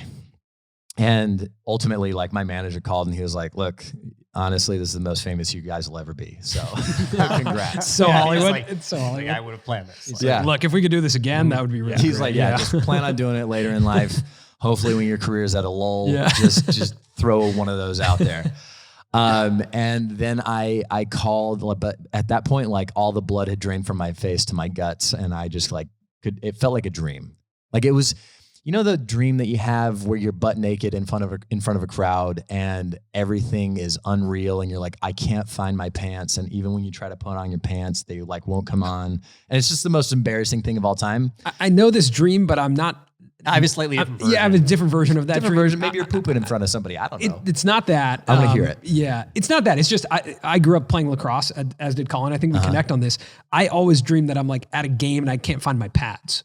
Yes. So it's the same concept. That anxiety. I think if I was ripped, I would dream more about being naked. But like, it's not even a dream of mine to be naked. At all. There's no moment where that's going to happen. My version of that is the first day of school, and I get handed my schedule, but it doesn't tell me the times or the locations of the rooms, and I can't find them. And I have this dream again and again and again. Wildly different I'm dreams. fully clothed, and there's not that many people. To all different dreams. Very different dreams. But the same concept. The same kind of anxiety of like, it's the same dream.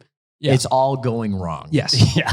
And I was like, I think I'm going to wake up, because it felt so surreal. Right. Like, this could never possibly happen. And I never woke up, and the dream only got worse. And then I realized it wasn't just like a dream. I was naked in front of like an auditorium full of people. We were naked in front of the entire world. And like, I was just like, oh my God, like 1 billion people have literally just seen all of our photos. That's great. Love that. I went around online, and there's really not anything of mine that you can find that doesn't look like it's photoshopped. I know there's somewhere in the deep dark web now, but the rest of them were taken down.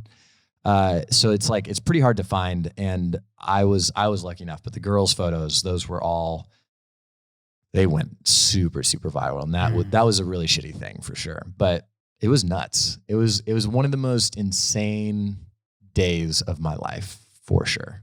I can imagine that. And feeling that lack of control too, probably of just, I have no control over where this stuff goes or how this, gets spun. And a lot of that lack of control is embedded into Hollywood. You know, there's people who have the keys to your career in Hollywood, right? Like there's agents, there's studio executives, there's so much that's out of your control.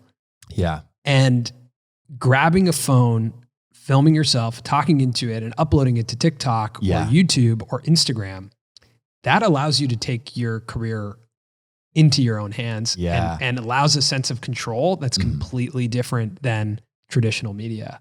Dude, absolutely. So take us through the decision to control your own narrative. I briefly talked about it a little while ago.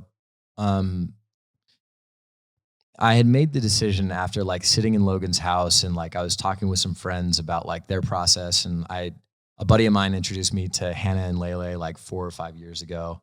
And I'd like low key collab with them on videos, and I'd grow like 5,000 to 10,000 followers every time I do a video with them, which was really great. But I also realized the fans were just waiting for me to post original content. And I was like, man, I'm not truly solidifying these fans. And I kept like going over and over and over and over again of like, how do I do social media content that's not social media content? How do I make an actor's content or entertainment industry content that doesn't make me look cringy or chap or any of these like concepts that like surround the social media world? Especially as like traditional media just so frowns upon social media in every single way. And when I saw Will Smith post his first YouTube video, it was like the golden ticket. Because I've been telling my team, I was like, you guys, you are wrong. I swear to God, there's so much money and there's so much audience here that go and see our movies and they watch our TV shows. This is free publicity for every studio and every network and every independent film that ever gets made with a content creator. And they were like, stupid, don't do it. And I was like, fuck, okay. But when Will Smith did it, it was the golden ticket. And so I made the decision right around that time, and I was like, I'm going to start shaping what I want to do. And I wanted to make content that was kind of cross-platform, that kind of looked, had a little maybe quote unquote higher quality to it, but then still felt like relatable and organic, like you just filmed it on your phone. And then as time went on and I had these moments, I think I got a call from my parents, and they're like, are you on this app called TikTok? And I go, well, the fact that you mentioned it makes me not want to be on this app called TikTok. That sounds stupid. And they were like, no, you got to get on this app called TikTok. It's great. And I was like, wow, I can't take a recommendation from my almost 60-year-old parents who don't understand social media and can't post a photo on Instagram. Cut to, I open up the app and I was like, this is kind of like Vine. This is actually pretty fun. And I started like going down the rabbit hole of TikTok For You page. And then I got an email from Gary Vee's team, and they're like, hey, we want to set up a call quick. And it was on one of these like conference calls and stuff. And Gary goes, hey, are you on TikTok? And I go, Jesus Christ. Now Gary's saying it. And he's like, what? And I go, no, I'm not on TikTok. He goes, well, what the hell are you doing? Get on TikTok. Post. You got to start posting every day, piece of content every day. I'm like, all right, Gary, chill. We gotta relax and pull this back a bit. And I was like, all right, I'll tell you what, I'm gonna post. He's like, if you don't get on there now, I'm telling you, you're making a massive mistake. And this was back in, I think, late September, early October time. What's the connection to Gary Vee? Yeah. Had you talked to him before? I randomly started following on Instagram and just like commenting on his stuff when it was like super inspirational. And then his team reached out and sent me a book like 2 or 3 years ago. And then last year was kind of like a more like intimate connection where like I got onto their like team list of people that they talk with and stuff. And then at that point was when they like hit me up about the TikTok stuff. But bro, like it was one of the best decisions I ever made, because I hate the fact that as creators, we're always a step behind somebody else, right? You know, everybody else always has 1 million followers and we've got like 10. And I realized that TikTok was the Wild West and it was relatively untapped. Like Logan wasn't on it, Hannah wasn't on it, Lele wasn't on it. And all of them, when I first told them about it, were like, bro, that app's so stupid. I'm never going to get on that app. Literally, Logan said that. He was like, dude, that app's stupid. Like Lele swore she was never going to get on it. And I remember thinking to myself, I was like, dude, this is the first time that I think I'm ahead of the game. And I'm going to use this opportunity to grow as much as I possibly can. So I just started posting a piece of content every single day. I was like trying to figure out the algorithm. I was trying to figure out what kind of videos were doing well to jump on the trends, to use the audio, because this is before TikTok is what it is now. It had just been converted from Musical.ly. So a lot of stuff was working and a lot of stuff wasn't working. And it was very weird.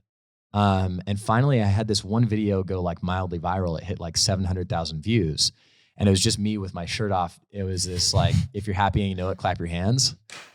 And I had somebody like clap my butt cheeks and I was shirtless. And I got 700,000 views. I was like, holy shit, this is real. And I grew by like 40,000 followers in a day. And was that a trend? Wasn't a trend. There was no trend or anything like that. Well, I thought that's an original. Yeah. That's an original. I would have thought it would have been a trend because that's also like what's great about TikTok is that it gives you, it serves you up like what you should be doing. Literally, right? It gives you you don't even have to be quote unquote original. You just have to kind of make the same idea in your own way. So the butt slap was a Pierson original. So it's somebody else's audio. It was like, if you're happy and you know, clap your hands. And then I had somebody just clap my butt. It was my buddy. And he was like, oh, that's kind of funny. And I was like, yeah, I don't know. We'll see. And I posted it at 11 at night. And I was just like, I just want to make sure I'm posting every day. I woke up the following day to 400,000 views. And I was like, oh my God. And then I kept growing. And by the end of the day, I'd hit like 600,000. I was like, this is insane. This is real. This is more views I've gotten on one video than I've ever gotten on all of the rest of my content anywhere.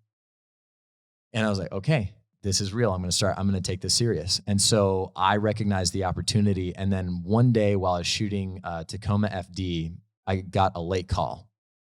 And so essentially what that means is they pushed my call by a couple hours. I didn't have to show up to set. And I was like, okay, cool. Well, I had this TikTok idea I wanted to shoot, which was there was a trend going around about, so my mom met my dad. Yeah. Mm-hmm. And they fell in love and then they had me, blah, blah, blah. So my life, it's pretty crazy. Yeah. And I was like, there's got to be a way I can do this with like my kind of like origin story and acting or something like that, incorporate one of my characters. Because people kept asking if I was Brooks from Jesse. And I was like, yes, I am him. And so I was like, I had an epiphany. I was like, so this is when Brooks met Jesse and they fell in love. And then Brooks got left on the altar. And my life's been pretty crazy ever since. Jesse, please come back. And it was just like, it was a kind of a cringy thing to do. And like, but it went wildly viral. It has like 34 million views now. Wow. But it was weird because when I posted it, it was doing okay. It got like, I don't know, a few thousand views in the first hour. I was like, oh, sweet. This will crank out maybe like 80,000 views. I was like, this is going to be awesome. This will be another really like good video on my platform. And I'm on set and I'm going through hair and makeup. I shoot a scene and all of a sudden I go back to my phone and I've got like a dozen calls and a dozen text messages and my friends are continuously blowing me up and they're like, you're on the For You page. Your TikTok's going fucking crazy. And I was like, oh, whatever. It probably has like 100,000 views right now or 400,000 views. Cut to, I had grown by 200,000 followers at the end of those 2 hours. And then my video had blown up and it had 2 million views. And it was like suddenly on the face of everybody's phone when they opened it. And they were all screenshotting it and sending it to me. And they're like, every time I open the app, your face is the first one I see. And I go, holy shit, this is real. So I grew by, I think like 700,000 followers overnight. And then I contacted my manager and I was like, set up a meeting with TikTok. I don't know where they are or like who they are, but like, let's set a meeting with them. And I want to be one of the first like creator partners with them. And we did that. And then also Will Smith, Kevin Hart, and a few other people had gotten on at the time. And it had like set up this path. And actually Debbie Ryan, I've been telling her and Josh, I was like, you guys got to get on this. And Josh is like, he's like a world famous drummer. He's 21 Pilots, Sim and Tyler. And so they were like, we don't really want to get on it. And then it was up until a couple months ago that they were like, you were right. We should have gotten on it. This app blew up and it took over. And I was like, I told you it was taking over. Like everybody's been transitioning and all the A-list celebrities are on. And I was like lucky enough to hit the early wave that I garnished my first 1 million followers where I'd never gotten that before. And now I have like almost 2.5. That's amazing. And it goes back to that concept of when you're a creator or an actor, you're the CEO of yourself. Yes. So you have to innovate. Yeah. And a lot of times the people around you can't see it, even if and you want to take the risk. Yeah. And you want to innovate. And I think this is a great story of innovating, but the danger in it is that you are also the product. Yep. And if the product doesn't do well, it reflects poorly on the whole company, which is also you. Yep. And that's such a different risk in being a personality than in launching a company. Let's say if we had a coffee company and we try a new roast and it doesn't do well, all right, that's fine. Move on. But you're an actor. Like it's you. You are the product. If that TikTok doesn't go well or something goes bad, the rest of the company sinks. It's easy to be Gary Vee and tell someone they should get on TikTok. Totally. It's much harder to be telling yourself you need to get on it, then get on it and have to deal with continuing to post. And potentially dealing with failure of posts not doing well, right? And posting cringy content. Posting cringy because content, you know wondering, is this my brand? Right. Is this going to help me actually? Yeah. That part's been really crazy for me because I've realized too, like, it's really hard for me as far as like posting content that isn't like Hollywood standard. Because what happens is you create kind of I don't want to say lower quality brand, but in a sense you do. When like I'm posting videos that are just trend chasing and I throw a video up there and clearly it's not great quality and it's none of those things, but it goes viral and it's cringy. And I know if the studio execs saw that, they'd be like, that's the guy we're going to cast as that character. Yikes. Does it put you into a realm of like the type of characters you can be, do you think, by posting on social? Like, does it exclude you from roles? Do you feel like in this era? It definitely has in the past because I didn't have a social media following. But at the same time, I'm sure there's going to be a role that comes up, and because they saw that one TikTok, they can't imagine me somewhere else. Sure, I think that'll definitely be an issue, but I think ultimately the amount of opportunity that opens up because I'm doing it, which already has come about. Like, because I've been doing so much on social media, people think I'm so relevant and they think I'm so like in the scene and they think I'm doing content. You're top of mind a lot more now. Yeah. That's savvy. Yeah. Like, bring your own audience. Think about Kevin James. Like, had he not been posting on YouTube? I think about Kevin James all the time because I watched King of Queens growing up. Right. Colin didn't. Yeah. But like, had you not seen him posting on YouTube, you would have been like, oh, I guess he'll never be an actor again. He did Paul Blart Mall Cop one time and that was it.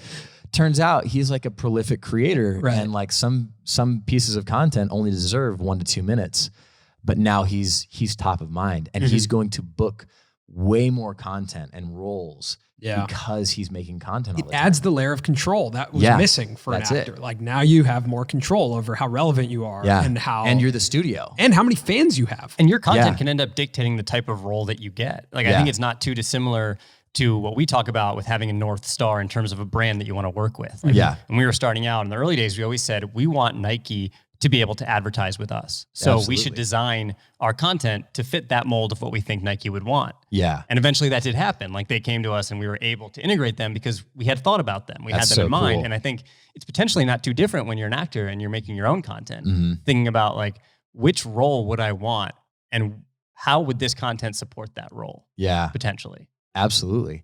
That's something that's been really hard for me too, is like trying to, because when we talked on the Zoom call, you know, my question to you guys is like, what do you see as like other actor creators? And there's really, outside of the A-list celebrities, like you got Zac Efron, you've got Will Smith, you've got Kevin Hart, but I don't know anybody in my age range that's not necessarily an A-list actor that's creating content the way I am. Like I've got 2 Emmy nominations and 300 episodes of TV and a dozen movies, but nobody, like the social media world still doesn't recognize that, and the acting world still doesn't recognize that I'm doing social media, which is the weird juxtaposition of the two.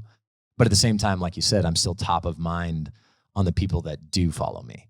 Yeah. And at the core of it, like if you take the craft away for a second and just talk about the business, like the business is audience. Yep.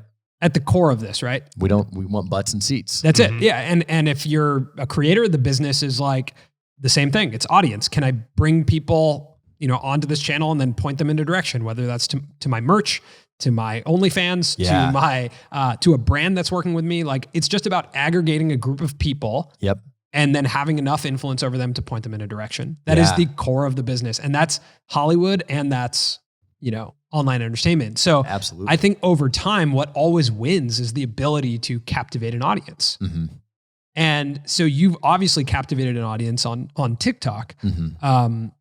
When do you make the decision to move that community over to YouTube, or is that happening, in concert with creating TikTok videos to creating YouTube videos? Because those are two different things. Very different YouTube platforms. is a different beast. Like making a Long-form successful content. YouTube channel is really hard. Yeah. It's a lot more work, in my opinion. Yeah. Granted, I don't post TikTok ever, so I don't know how much work goes into that. But I know the amount of work that goes into making YouTube content. Yeah. So when do you make that decision? That decision was made. I known that I wanted to make short films and like sketch comedy stuff on YouTube, but that was taking place over a longer period of time, and like I was really slowly stepping into shaping how I wanted that to look.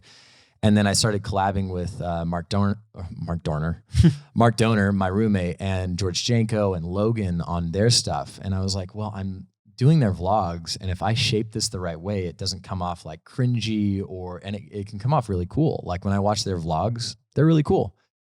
And I was like, and then I saw Will Smith do it, and I was like, okay, this is possible. Like I can make dope vlogs that feel like a behind the scenes of a movie.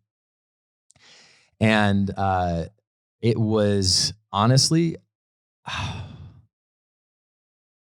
I think it was a couple weeks before quarantine started that I had made the decision. And this was around pilot season. And I had turned down a huge TV show in order to keep auditioning for other projects that I wanted. I'd booked this one show and I was like, I'm not signing a 7-year contract to a show that I am not that passionate about. And then I ended up booking the movie and I was like, fuck, this is awesome. But I realized and I recognized, just like I saw the opportunity with TikTok, I recognized that if you want to be great, you have to recognize the patterns in your life that held you back and held you just to being good. And you have to change and disregard all of those old things that you did. And you let everything go. And I was like, okay, what were all of my mistakes previous to this moment? And how did I not leverage No Kiss List into a TV show, into a franchise? And I go, okay, the opportunity now is social media. If I can leverage all of these things at the right time in the right place, and I can build out my audience and make them just as passionate about me as I am about them, then the opportunity is truly there and the studios will see that. So Mark had been telling me to start vlogging for a long time. And I was like, bro, like the industry just looks down upon it. And then we looked at all of like Will Smith stuff and some of Kevin's stuff. And I was like, okay, I'm going to do it. I'm just going to do it. So he gave me his first camera and we started vlogging. And you can see it in my first like 4 vlogs where I was editing and staying up 48 hours straight and just like, I had no time to like breathe. And they weren't greatly edited, but they were great vlogs in themselves. So you're editing them yourself? Yeah, I was for a long time. And then back to your roots. Literally back to my roots, like doing everything myself. And then my buddy Tyler hit me up and he was like, bro, I'll edit your vlogs. This is the day that I announced that I was doing the Kevin Hart movie.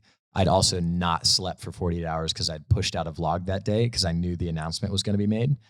And he was like, hey, I see where you're going. I see where your mind is at. And I know what you want to do with all this and how you want to leverage this into like production companies and making movies and where you see yourself in 10 years. Like I want to be Christopher Nolan, doing the fucking, but also in front of the screen as well.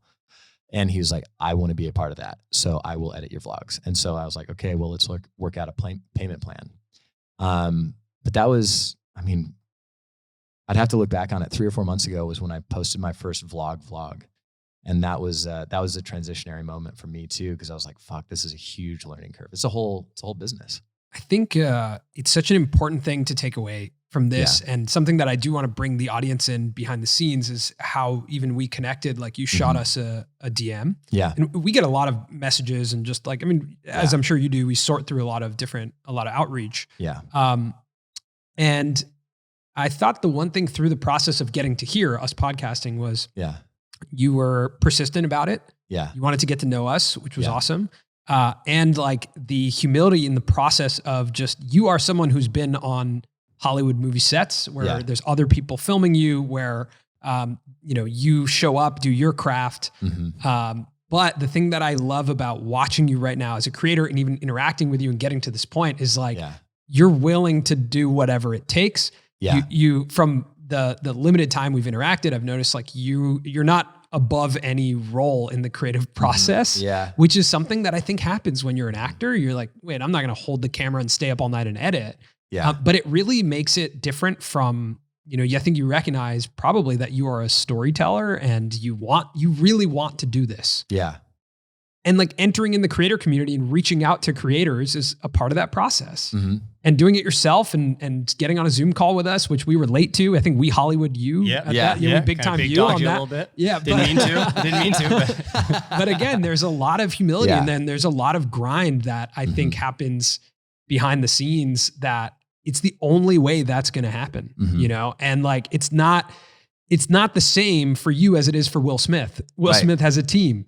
And he has the partnership of YouTube. And he has immediate audience. Right, exactly. Like you're in the audience growth phase. Exactly. Right? And that's still what Will Smith is doing, but he's starting from a totally different. Like he's starting at the top. He's starting at the top. And just pulling everybody up with him. So I appreciate that. And I think it seeps through in all of your content, but not as much as when you're interacting with you in real life, which I think is something that's really cool that you're diving in. You go from TikTok, which is really short form content, that's snippets of like, you know, comedy and moments, to YouTube, which is longer form, but still edited. It's punchy. I love the way you do the movie clips in there. It's like very fun editing. To now you're also podcasting, you know, which is a longer form, very long form. Get to know your raw personality a little bit more.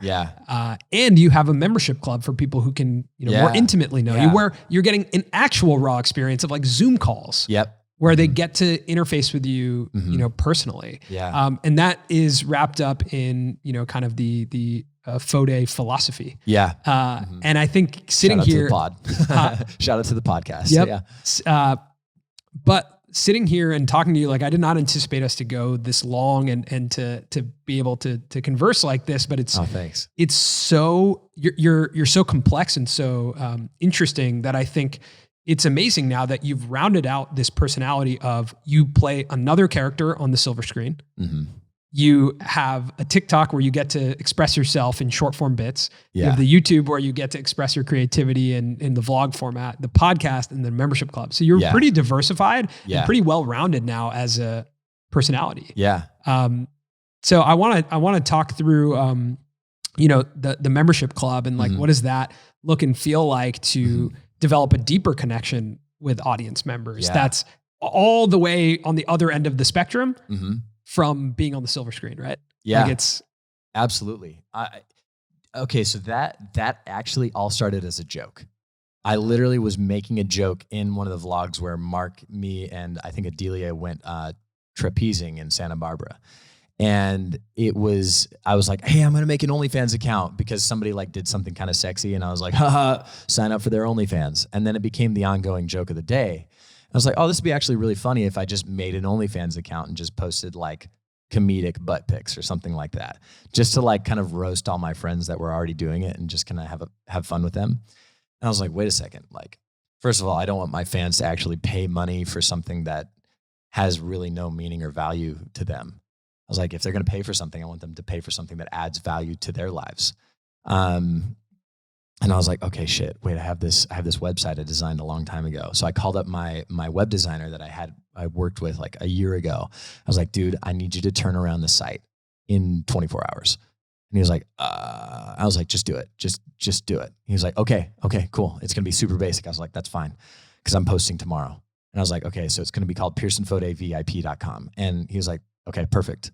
I'll set it up. And we just had my old ClickFunnels account and like we kind of built out the site based on that.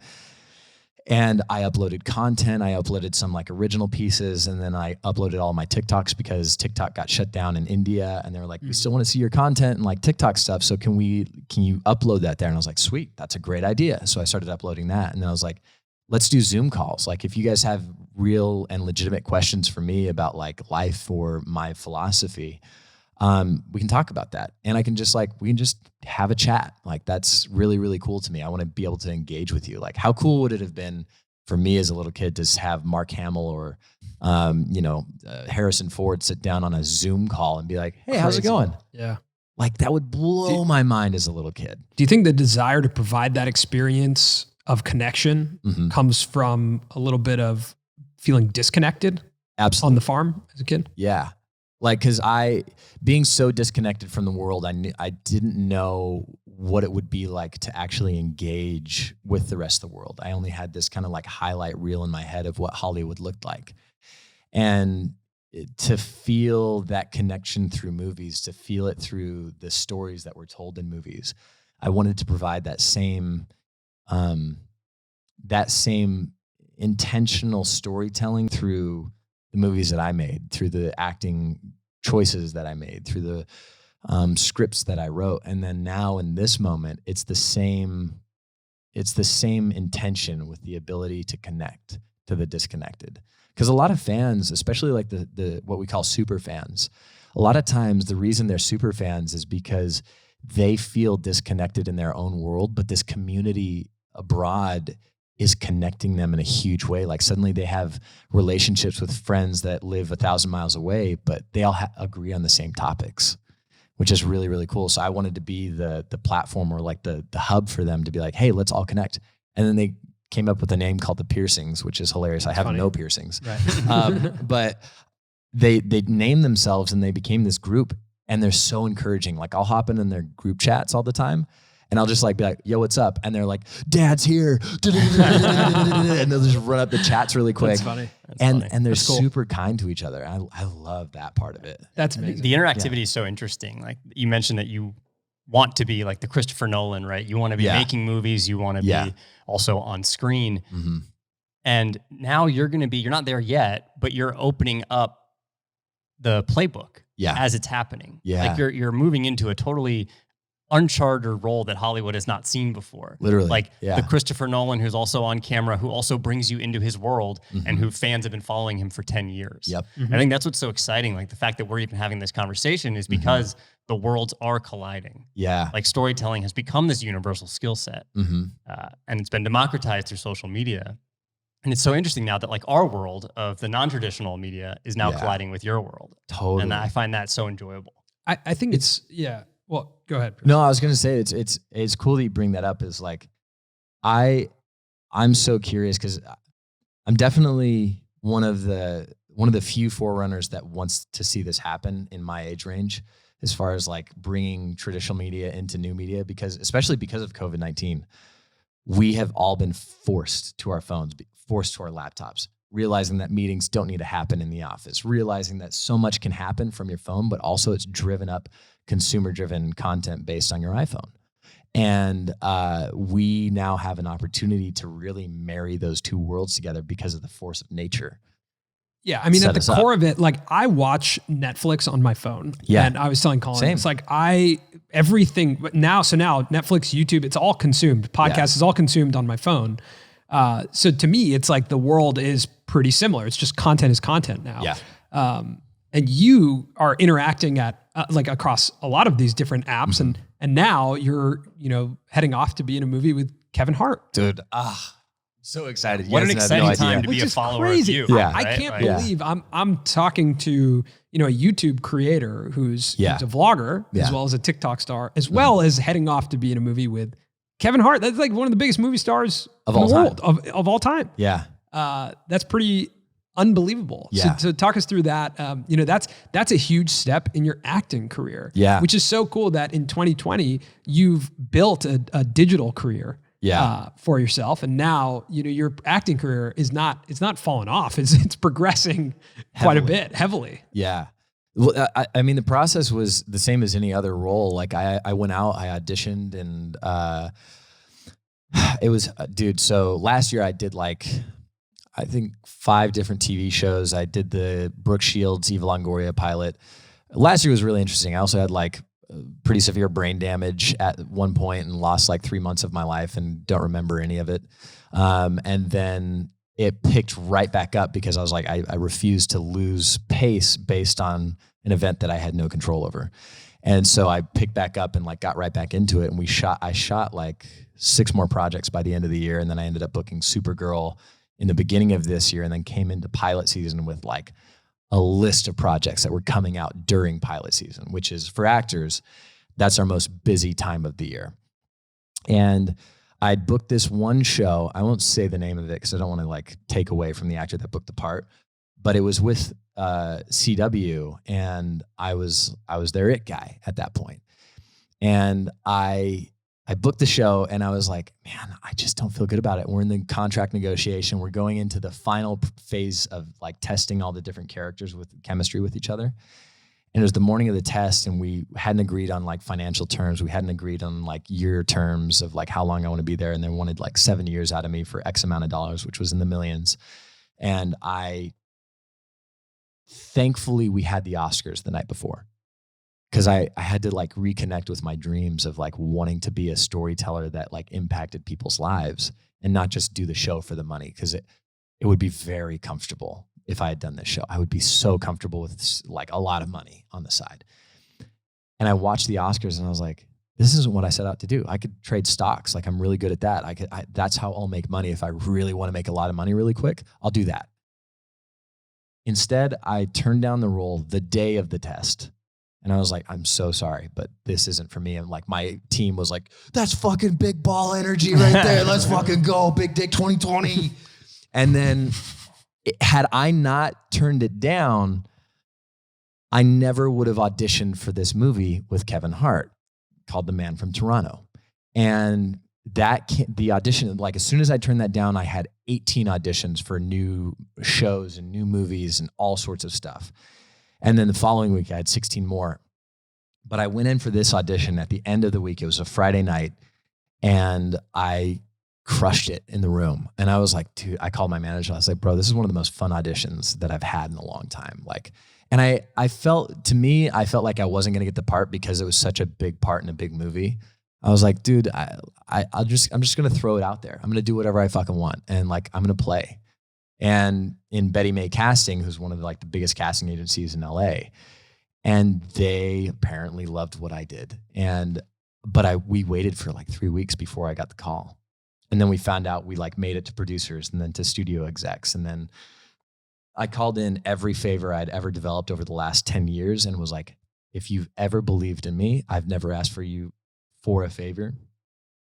Please make a call to anybody you know, because I'm competing against the Zac Efrons, the Miles Tellers, anybody in like my rough age range for this role, and I stand no chance unless I truly have your guys' backing as well. And this is Tom DeSanto, the guy that I mentioned earlier. He's the producer of Transformers and X-Men, and he's like, yeah, let me see what I can do over there and see if I can just help you stay in good standing with them.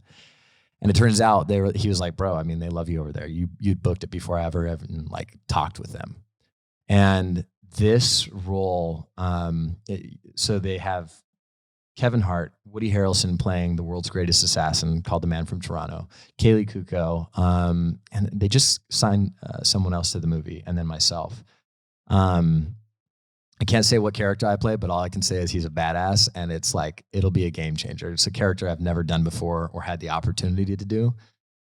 And I'm training my ass off for it. I cannot fucking wait to like let this one go. What a cool time to sit down and talk. Yeah. Like we're right before kind of another one of those moments. Like when you tell your story, it's very clear that there's these moments, right? Yeah.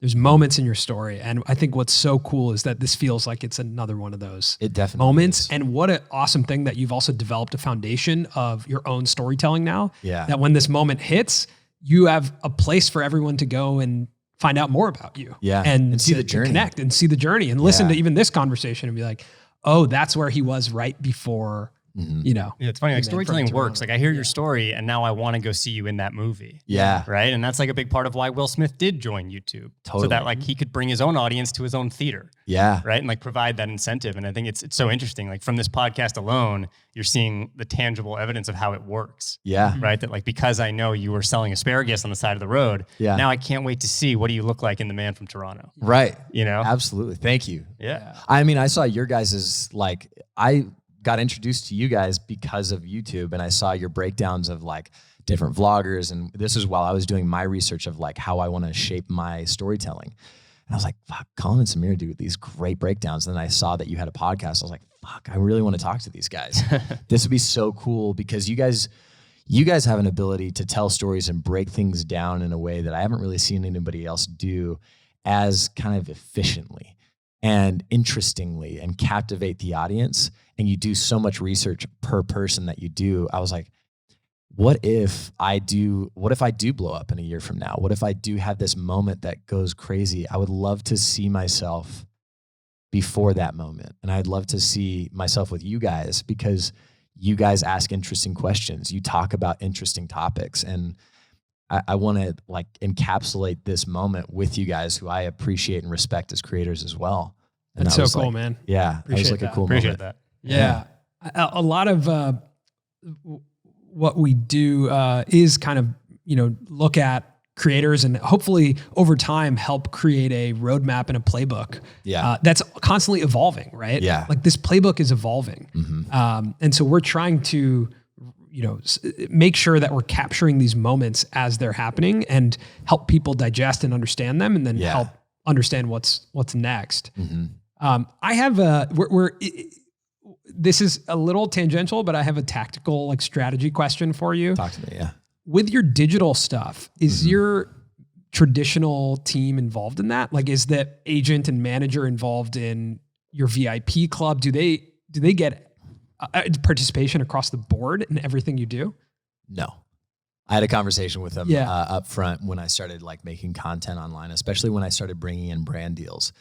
And I told my theatrical team, I was like, look, if you bring in the brand deal, you get 10%.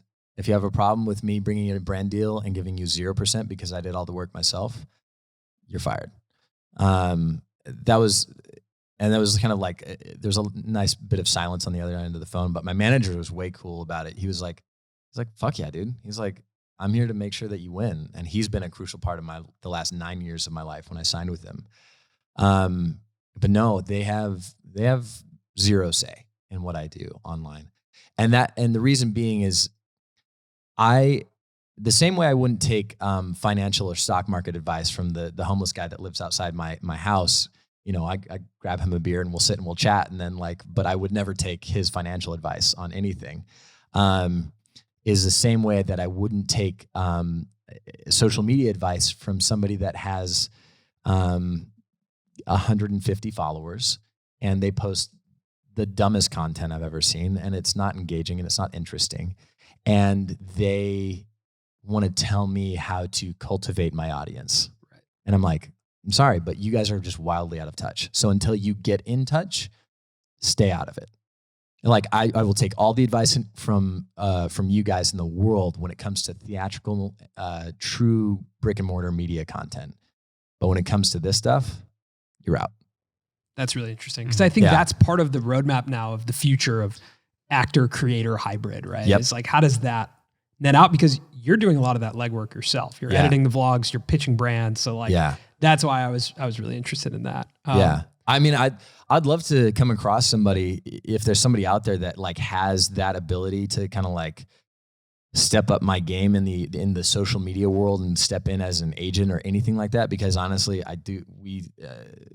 me and the team that I have cultivated between David and Tyler, we do so much legwork on that side of things that I'd love to give it up eventually. But at this phase, like nobody's doing it better than me. So why would I, I until you can do it better than I can, then you're out. You're not going to make 10% off of that. Interesting. I think it'd be fun for us to collaborate on a concept and help pitch it. Yeah, that would be really fun. That'd be super sick. I'd love to do that. I'm game. I would love to do that. I think, you know, it's amazing that you're going to shoot a movie and now you have this platform. Yeah. Are you planning on bringing us along the journey as you're going to shoot? Oh yeah.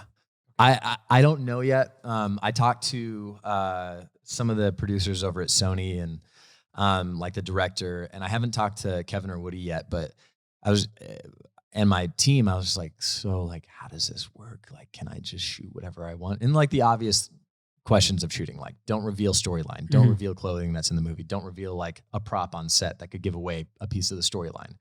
Keep everything like plain when it comes to that. But as far as like shooting on set, I'm just going to shoot until I get in trouble. And then, you know, once I get in trouble and they're like, hey, you need to stop shooting these things. And I'll be like, okay, cool. Can I shoot my, you know, cupboard of a trailer really quick? And they're like, yeah, that's fine. But yeah, the rule of thumb is usually do it first and ask for forgiveness. And for the most part, these major studios want us to promote their content for free anyways. So why not bring everybody on the journey of that? And this is a case study for you to show what you can offer next time. Yeah, for real. Especially like it's such a unique experience. In the last 10 years of doing movies and TV shows, like, you know, you get your trailers, you get your nice hotel room, but this is the first time in history where I show up to a new country or a new set and I have to quarantine for 14 days in a room. It's a $750,000 fine if I step foot outside of my hotel room. And so that 2 weeks of vlogs will be fascinating to me. I don't even know how I'm going to like vlog that much content, just like jumping around my room saying I'm going absolutely nuts and just losing my mind. Yeah, that's wild. It'll be interesting. That'll be fun. You'll figure it out. Feel free to call or text us because we can help come up with some ideas while you're in there. That would be really fun. We used to do a lot of vlogs at sporting events where we weren't allowed to film the actual game because of TV rights and restrictions. But we still had to provide some sort of coverage to the experience. Yeah. We could only film ourselves looking back at the audience. Yeah. That's so interesting. And it ended up being like resulting in some very creative, interesting vlogs. Yeah, I think we'd brainstorm some ideas. Oh, that'd be great. So where should people look to follow this journey? Are you going to be primarily uploading to YouTube, or where, you know, what's next, like in terms of content while you're shooting a movie? Yeah. I would say, follow me on YouTube. Just everything's at Pierson Fodé. So YouTube, TikTok, and Instagram. Twitter and Facebook obviously as well, but they're not as relevant as they used to be. But I post to all of those outlets every day. But YouTube, I post twice a week for the vlogs on. If you guys like the long form content of 8 minutes and above, then that's where you want to find the vlogs. Isn't it funny to call it long form at 8 minutes? Dude, it's nuts to me. It still blows my mind. I'm used to calling long form content, like short form content in the industry is 30 minutes and lower, or 60 minutes and lower. Yeah. Long form was an hour and a half and above. Which I think we're deep into long form territory. Finally in long form content. So there's some real long form content here. But at Pierson Fodé on everything. I'll be uploading like Instagram stories and everything that I can of like my process of how I create a character. And like those 2 weeks will be informational and like how I actually go through and I break down and I literally write out the entire character's life from like day one to like their favorite color to like their favorite food to the most monumental moments of their life to tell their story of how they speak, how they walk, why they interact with the world the way they do, to do justice to the script that was written before me. So you guys can find me on that journey of like creating these like characters, doing that on YouTube, TikTok, and Instagram. It's cool. I have one last question for you. Talk to me. This has been a really, life-altering year for a lot of people. But obviously for you, you've stepped into a new world. You're about to go on this journey. When you look back on this podcast and just, I think on your career in general, like what do you want your lasting impression to be? Like what do you want Pierson Fodé to be remembered as or by, or like what do you want at the end of this? I think what I want is that I dreamed to do the impossible and I did it. And then I inspired the same kid who was like me, that was disconnected from the world, to feel connected and to dream to do the impossible in their own way. That's what I want. That's a hell of a way to end this podcast. Yeah.